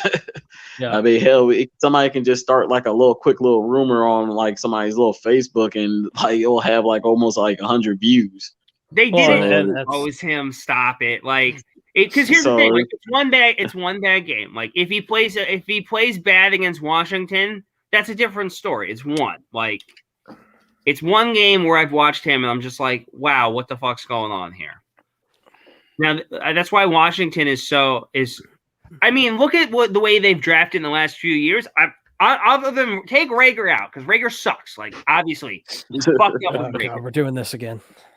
I like the 2021 draft. I thought the 2021 draft was phenomenal. I mean, it's really good. Yeah, so far it's looking really good. Like especially if the you're first heading two into picks. next year and it's and if I get anything close to that, I'm golden. I'm fine. I mean, if I can get that type of quality, sure. I got contributors from basically every pick I've made, minus like one guy who's on the practice squad. Well, like I said, I'd rather just try to see what John Hightower can do. My put him in just to guy see. out of Boise State. Yeah, I Fucking mean, love John Hightower. I'm like, yo, this is the kind of, right here. This is the why not, and let's see what you can. What we got. Those games were before he I would started sit getting with going. Like he's been flowing in the offense as of late. He's been doing what he's needed to do. He's been helpful. Like he's been helping this team win. Like I'm 6 and I move all over the place, man. I can't help it. Yo, the streak is Andy. alive, yo. Everybody, yo, that's what I'm saying, man. Pete, I swear Andy, you need to quit drinking that gallon of Mountain Dew. Okay, Andy, before coming on here, that code red. Whatever. I literally sit in my chair at Toyota all day long, so it just gets so irritating just to sit in a chair for like 2.5 hours. So I just got to move all over the place, man. I limit my caffeine intake, man. Dude, I have hardcore ADHD. I'm like, Tom knew who. He's like, I don't even need the caffeine. Tom knew who he was getting when he brought me in. He knew exactly who I was and how I did things. Yeah. I'm a million fucking miles a minute every minute. So it is what it is. I've been doing this show for a year. Chair is just as famous as you. Yeah, right. I've been doing this show for a year. Everyone knows how I do things. It's not fucking changing. Oh yeah. It's just sometimes we got to comment on it. It feels like you're running the Daytona 500, you're jumping into the Bristol. I am. I'm amazing. I'm a gift from the Lord. Jesus granted me so many of them. Oh Lord, listen, don't bring in baby Andy Jesus right now. You and Andy do have something in common. You both do work at Toyota, so there is that. Who? Oh wow. Andy also works at Toyota. He's got a lot of class. Now we're starting to see he got a new truck, so he's doing very well. He got a new truck, so he's doing very well for himself. There you go. By the way, you should have bought it from Toyota and run me. Well, he lives in the middle of the country, so can't. You need a truck. The Lone Star State. The Lone Star State of Texas. All right, we got off track again. Yeah, we're 6 and 7. We're 6 and 7. We're in the playoff hunt. I'm not entering in a fucking QB controversy with like 4 games left. I'm cool. It's either Hurts shows me he can do it or he can't. It is what it is. By you keeping your hands on the palm on the flat on the table right now, that's showing me how much of you don't want a quarterback controversy. I don't. I'm so sick of it. Like you're doing a Law and Order interrogation. I do. Dun, dun, dun, dun, dun. But no, you go full Stanward, just shave my head. Yeah. But all right, since we're already off topic, can we group like the 3 tiers of Simmons trades? It's like you got Simmons and draft picks. Kyrie Irving is an A. No, I don't want him to talk about Kyrie Irving. But then like this is where I start adding like the players with Tobias Harris or even Maxey, because Maxey, like that's the when you talking about Simmons, Maxey, Tobias Harris, and draft picks. I mean, like that's like A caliber, right? Like that's what we want. If a trade goes down like that. Mm-hmm. And I'm like, what kind of trying to get a perspective right now, because I'm in and out of basketball. So I'm like, I don't know who's hot right now. It's like I'm hearing about SGA, and I was like, well, he's intriguing. But I'm like, I saw when it came with Maxey, I'm like, okay, is he that kind of player worth throwing in? Because that's how I look at, when you talk about when we're trading. It's not just to get rid of Simmons, but it's like to bring in a high caliber player and what you're willing to deal out I want to know what we're going to get back, and I want to. It's like there's. I want to try to get everybody's perspective of what kind of names, and that's why I just grouped it as tiers. Oh, like of which guys we would want. Yeah. Like as far as like that's why I said the highest I'll go is draft picks, Tobias Harris and Maxey, and because we all know is Simmons all in those damn trades. When it comes to draft picks, I don't care any draft pick. I mean that's just the sweet in the pie. That's the way you put the little flair on your little on your plate, whatever. Well, we have the right guy. I mean, I think everybody will agree we have the right guy. Yeah. In terms of not caring about draft picks, exactly. So he'll trade every single one that he can up until he can't trade anymore to acquire whatever he needs to do. So exactly. And I think it's to the point where it's not going to be just Ben Simmons in a trade. We need to start realizing that it's probably going to be Danny Green. I mean, I would love the Tobias Harris thing to happen at some point, but I don't. Sure, why not? Makes sense to me. I mean, hey, just because that's the only way you can say for Lillard if he's trying to get paid. You gotta throw in Tobias Harris so you can truly clear out that book. I'm so over the whole Dame thing. I'm so over But it. yeah, I'm done. Like that's why I'm like I don't even want to think about that because if that Jalen Brown talk is get stirred up that's why my ears. I wish I'd be That's the player I think like that's the jewel. Like if we was get him, I think that would put us like right there finals. I mean, if that can be a 3 or 4 team deal, then that would be ideal. But they're not going to want Ben as the headlining piece in Boston. No, and that's our dilemma. It's like I would give up Maxey if I knew I can get Brown. Like I'm sorry, Absolutely. like that's just absolutely like that's where I'm like there are trades as I know because I'm on the side of yes we should keep our homegrown talent, but at the same time we are on the clock with Joel Embiid. That is the kicker. It's not like we can get like that questionable young up and coming talent. Like we see him making noise, but is he that elite talent? It's a star-driven league, man.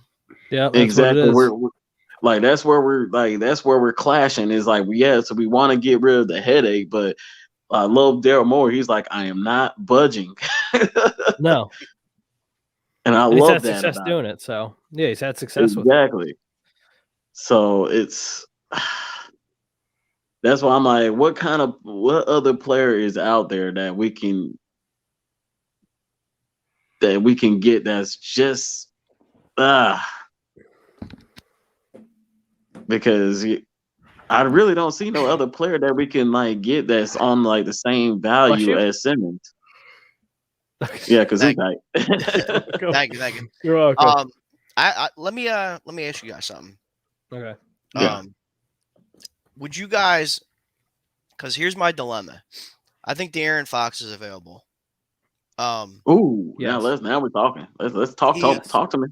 He's stepped down play a little bit this year. Now I think a lot of it has to do with the way they started out, and now Luke Walton getting fired. Right. I think you can get him with Ben involved.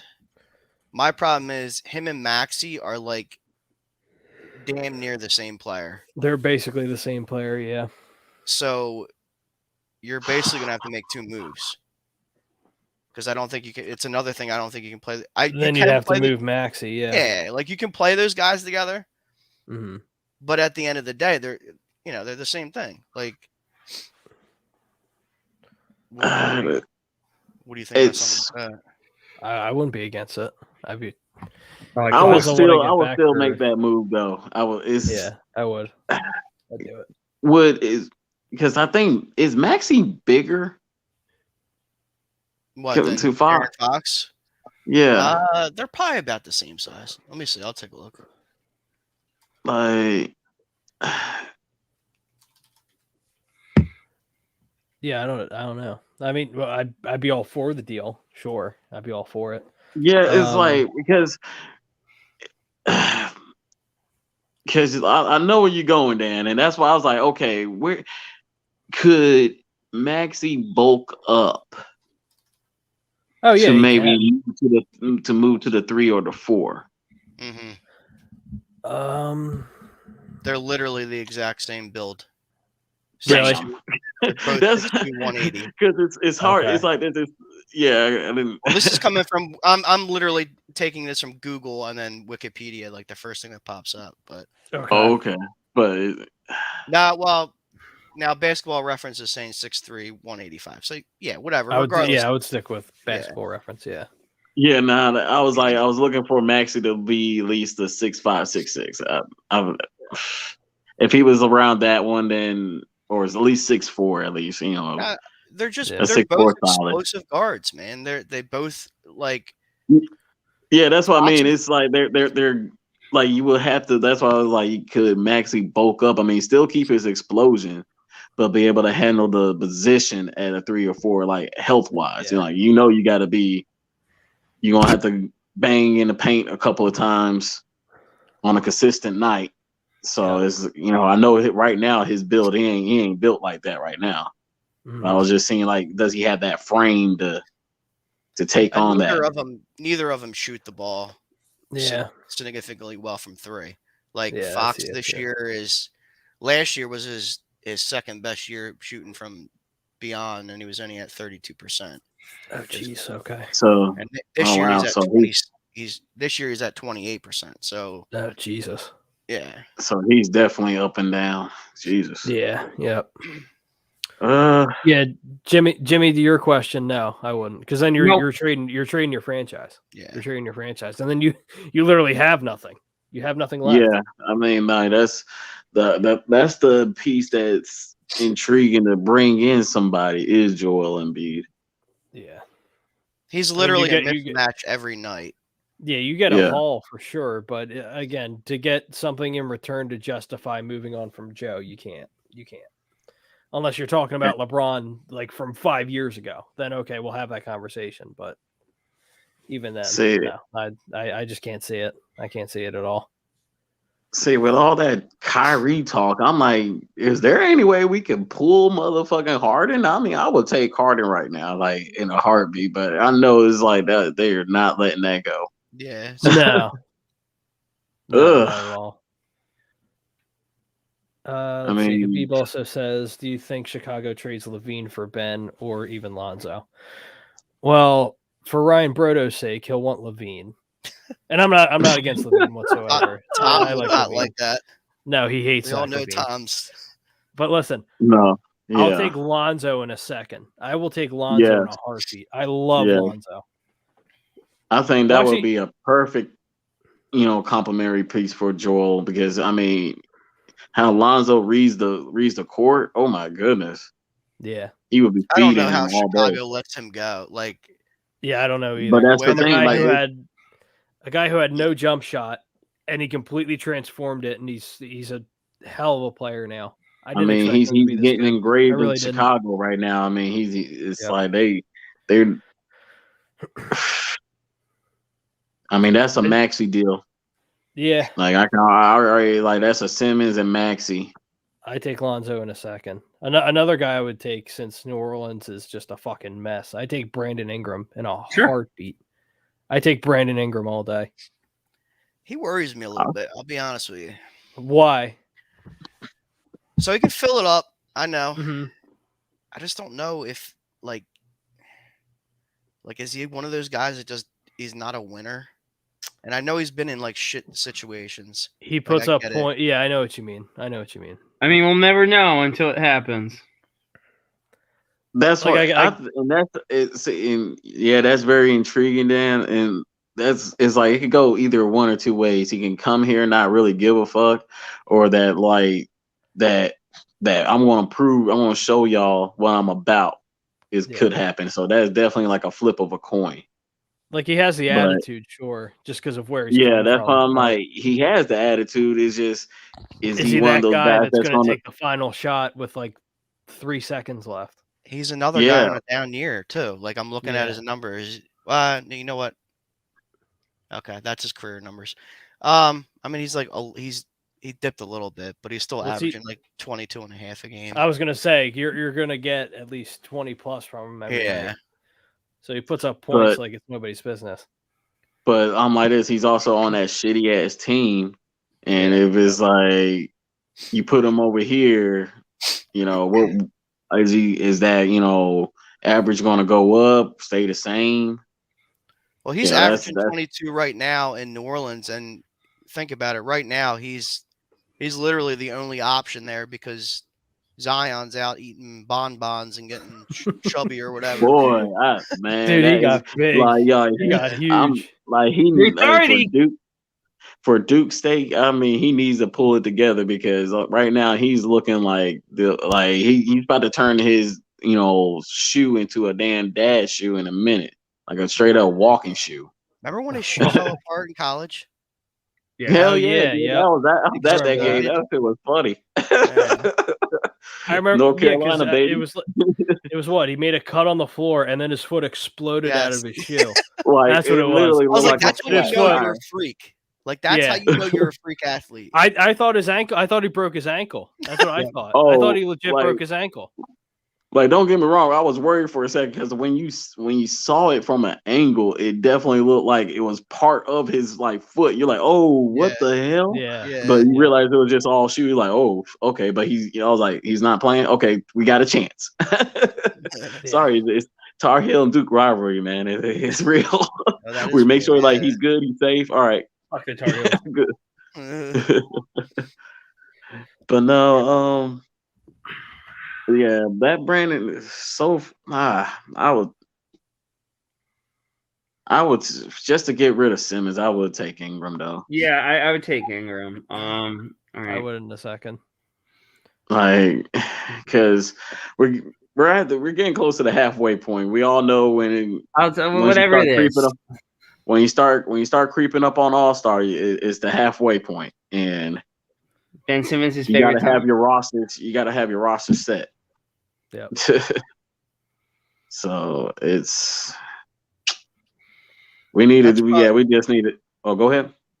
Nah, I was just gonna say it's got to be a guy that New Orleans has got to contemplate moving to because at some point you're gonna have to bring guys in there if you want to actually, you know. See, Kyle, I'm with you, Kyle, but I didn't want to say it. You know what I'm saying? Like it popped in my head, but I didn't want to say it. But I'm really happy you said it because I was not gonna say he looks like he almost looks like KD. But no, I get the comparison. Sure, big, tall, lanky guy, body type. Score. Yep. Absolutely.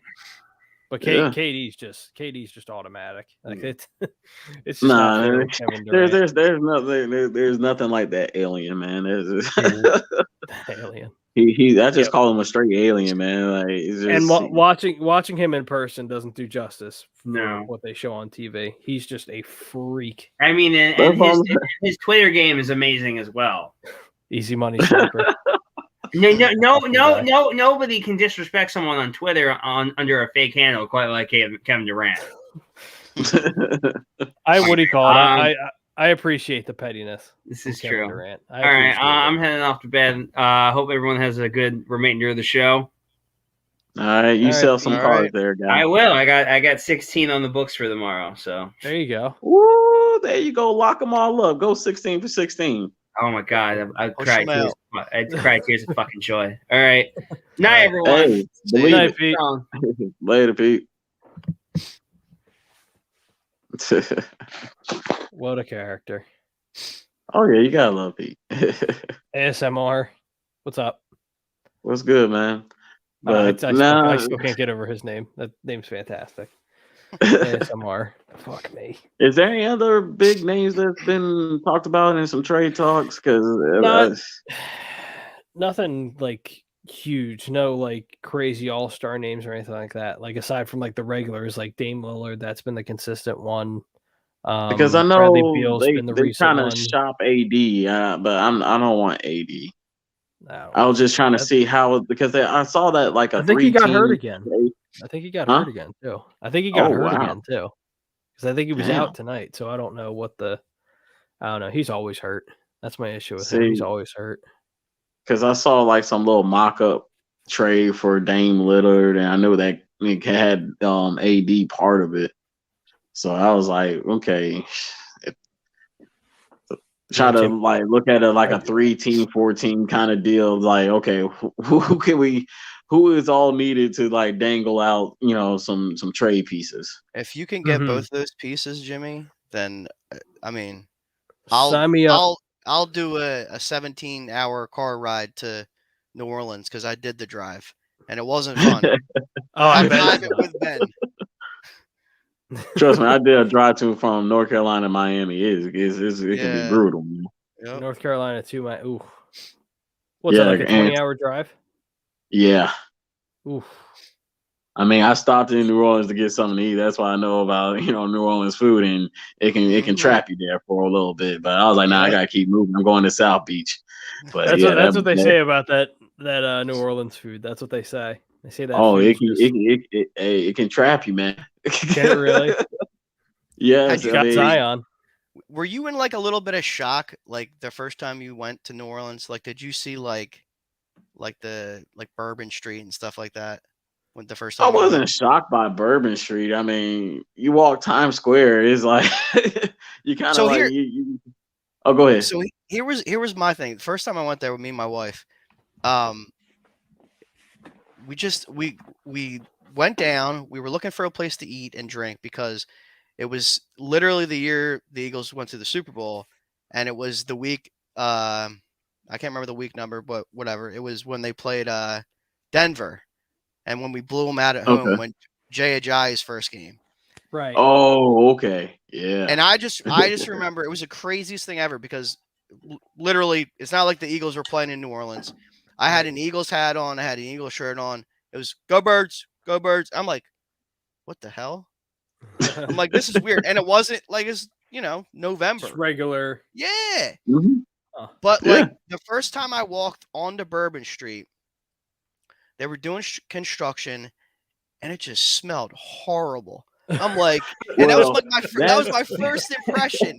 And I stayed at like we stayed at like a fairly nice hotel, like, and that aside, like shit. Like when I walked onto Bourbon Street, I was like, this is fucking gross. Well, that's what I said. And then we started drinking grenades and. Oh yeah, the smell went away. And it was like, yeah. That's why you got to drink out there because. That was the very first thing you get hit with if you haven't had a drink or you're not real like you can ignore because just like Times Square, like early in the morning, once it's left from New Year's, you're smelling piss, shit, everything. Like it's just one big ass power punch of a smell on Bourbon Street. You know what's the funny part about it is though, you find food places down there and like they're takes legit, it away. Yeah, they're legit little hole in the wall places like you see in New York. Like you'll like, is that like a house? And then you see people walking into it. It's a restaurant. Mm-hmm. You're like, what the hell? And it's just crazy food. And that's how they get you because like sometimes you just you're like, oh my God, let's just find a place and you'll go into one spot. And with New Orleans food, like you don't get like a full ass serving. You can get like miniatures. So you get, you get the chance to try out that and you're like, man, that was good. And then, you walk down, but you're still hungry.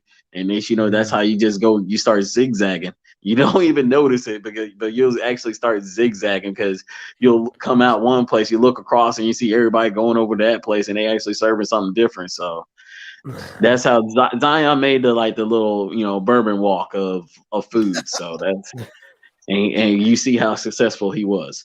Yeah, he is enjoying the food. That's for sure.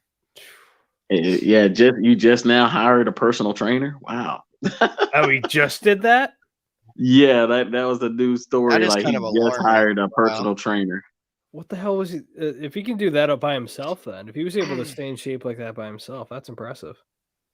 Nah, that was mostly because he came from Duke. He never really stopped playing. Like you remember, like these guys. I mean, they still stay in shape, and then they'll do the summer league, and then he'll play the season. So, but when you had that off time, this was his true off season. And then you see the results. I I mean, Joel Embiid honestly probably wouldn't be a bad guy for him to talk to. Yeah. All kidding aside, I mean, It's like, listen, you can still eat like shit, but you have to moderation, break, my guy. you have to break it out a little bit. Yeah. Oh wow, that is very true because It's my like goodness. me.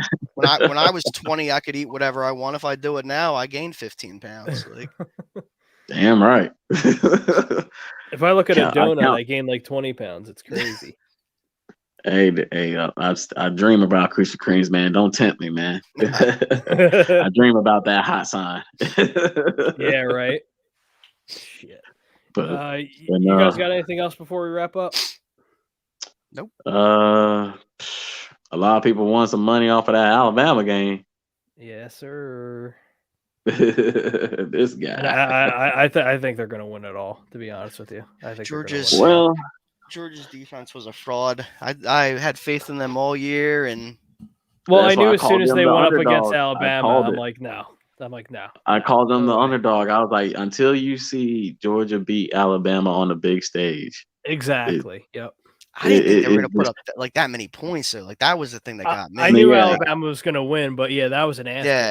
Yeah. That was a straight up, we own you. Like, don't get it twisted. But my favorite game of the year this weekend, Army Navy. I'm so excited. Yep. Always a good classic. Oh, it's my favorite. For whatever reason, I don't know why. It's just that MetLife this year, tradition, man. It's MetLife this year. Yep. You gotta love the tradition, and you see. Oh yeah, if you've ever been to it, it's an awesome experience too. It's an awesome experience to go to. Like they have all the tanks outside and that whole thing. You have Secret Service, like everybody, every branch of the military. Yeah, everybody's there, man. It's a phenomenal experience. I mean, you get to talk to like people that actually goes to school, get their pick their brains. Like, what's it like? It's always awesome, man. And you want to talk about feeling safe? Shit. Oh. Shit. He's like, shit. Sorry, guys. Got to hop off real quick. I'm sorry. All right, you're good. All right. Talk to you guys later, Dan. Later, Dan. No, but like with Army and Navy, like you go to that state. Like when I worked at the link years ago, I worked. What was it? I think 2 or 3 Army Navy games, and I'm telling you, it's the safest place on the planet. Literally, you feel like you're the safest. You feel like you're the safest person on the planet. Hell yeah! I mean, helicopters flying by, that whole thing. It's nuts. It's nuts.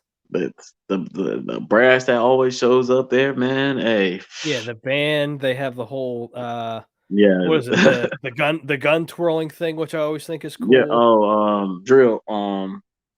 The drill teams. Yeah. Yep. Yeah. Finally, we got the Marine Corps. We got the silent drill team, and let me tell you, what I've heard that's brutal.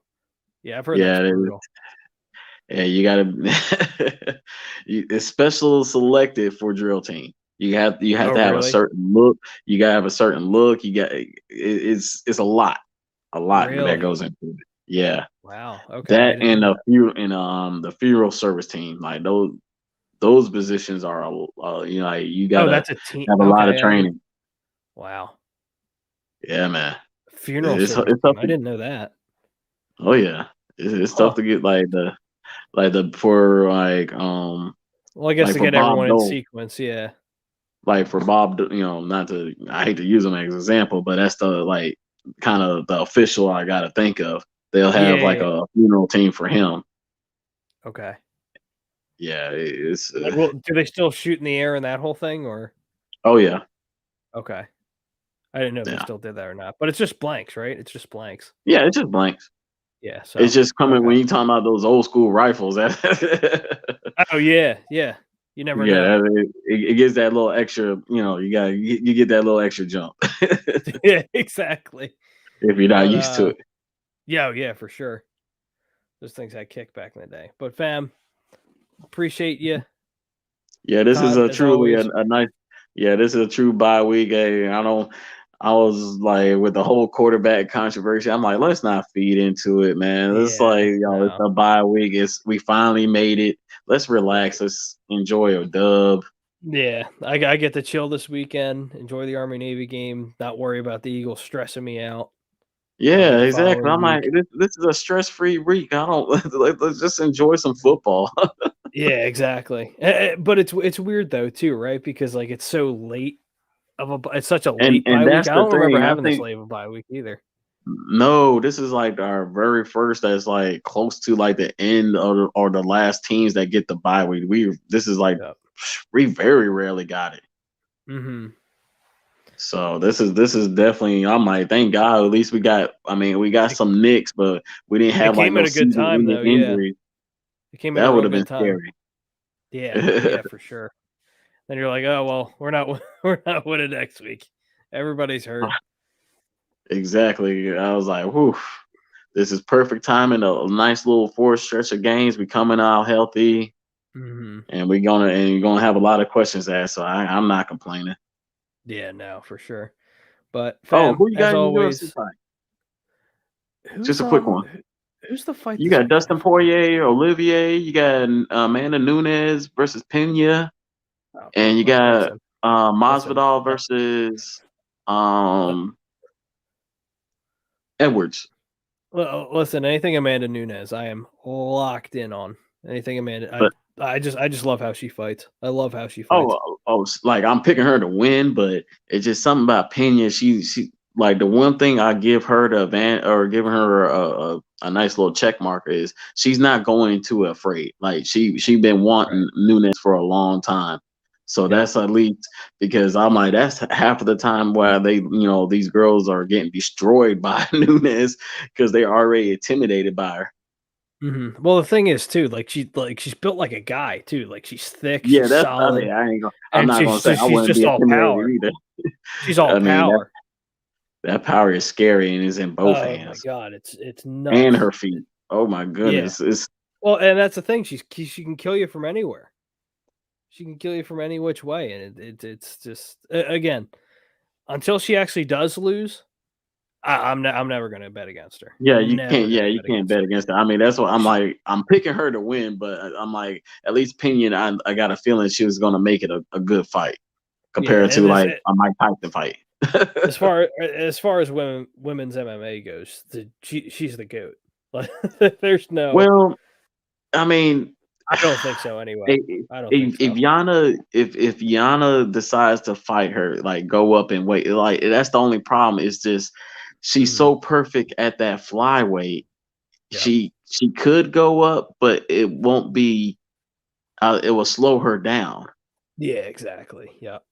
And but if those two can fight again, oh my goodness, that will settle everything.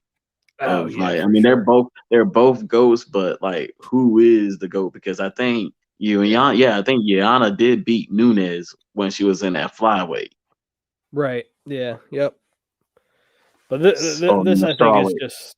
Yeah, I think Amanda's just comfortable with this weight too. I think she's comfortable. Yeah, she's just there's she don't have to cut. She just gets better with skill. Like that's one thing. Yeah, Like exactly. you already knows weight is not an issue. Mm-hmm. That's her walking around weight. Yeah, exactly. She can have a couple extra pounds and she's fine.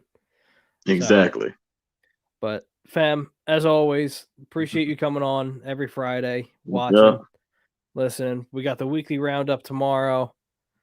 We got In This Very Ring as well. Got a bunch of shows going on, a bunch of stuff happening. Yeah, the day one live reaction. Yes, sir. It's gonna be a lot of fun. Todd, as always, your family. We love you. Yeah, love you too, Jake. Always, fam. Always. But everybody, before we get out of here, got to pay some bills. We are brought to you by Fan Friday is brought to you by Gleason's Bar. Gleason's Bar is located at 6700 Mill Creek Avenue in Levittown, PA. Use promo code A2D for 10% off your order whenever you dine in, take out, or order online at Gleason'sBarandSteaks.com. The website again is Gleason'sBarandSteaks.com. Before I also, we're also brought to you by FanUp. FanUp is the best way to enjoy fantasy sports, daily NFL contests, and more. Win great prizes. Sign up today using promo code A2D for 5,000 bonus points, which is a $50 value.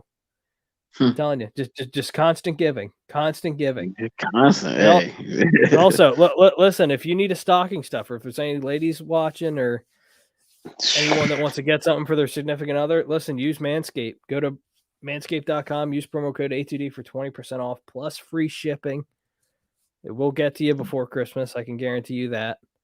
Hey, this is the truth. Bunch of great products, cologne, the new shampoo, the body wash is fantastic. This is truly where you can just wave the no homo, like, hey, I got you. It's for everybody.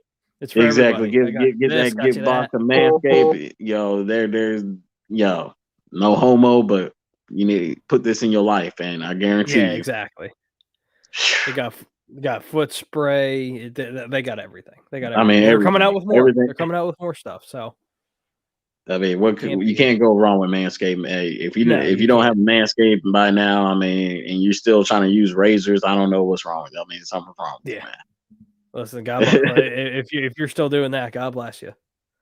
Lawnmower 4.0 is fantastic. Yes, it is. But one more thing before we get out of here. Become a member. $9.99 a month.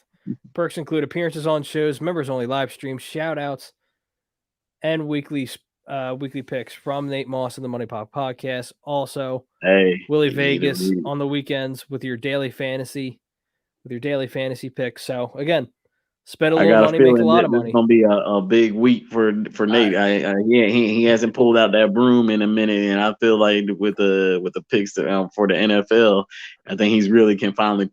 He watches the Eagles, but he's gonna be really like, hey, I need to rack up. So I think this is gonna be a big weekend from Nate.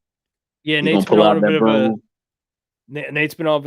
a bit of a slow streak after I think it was like 6 or 7 1K weekends that we had for that stretch was beautiful for like 6-7 weeks. It was just hit.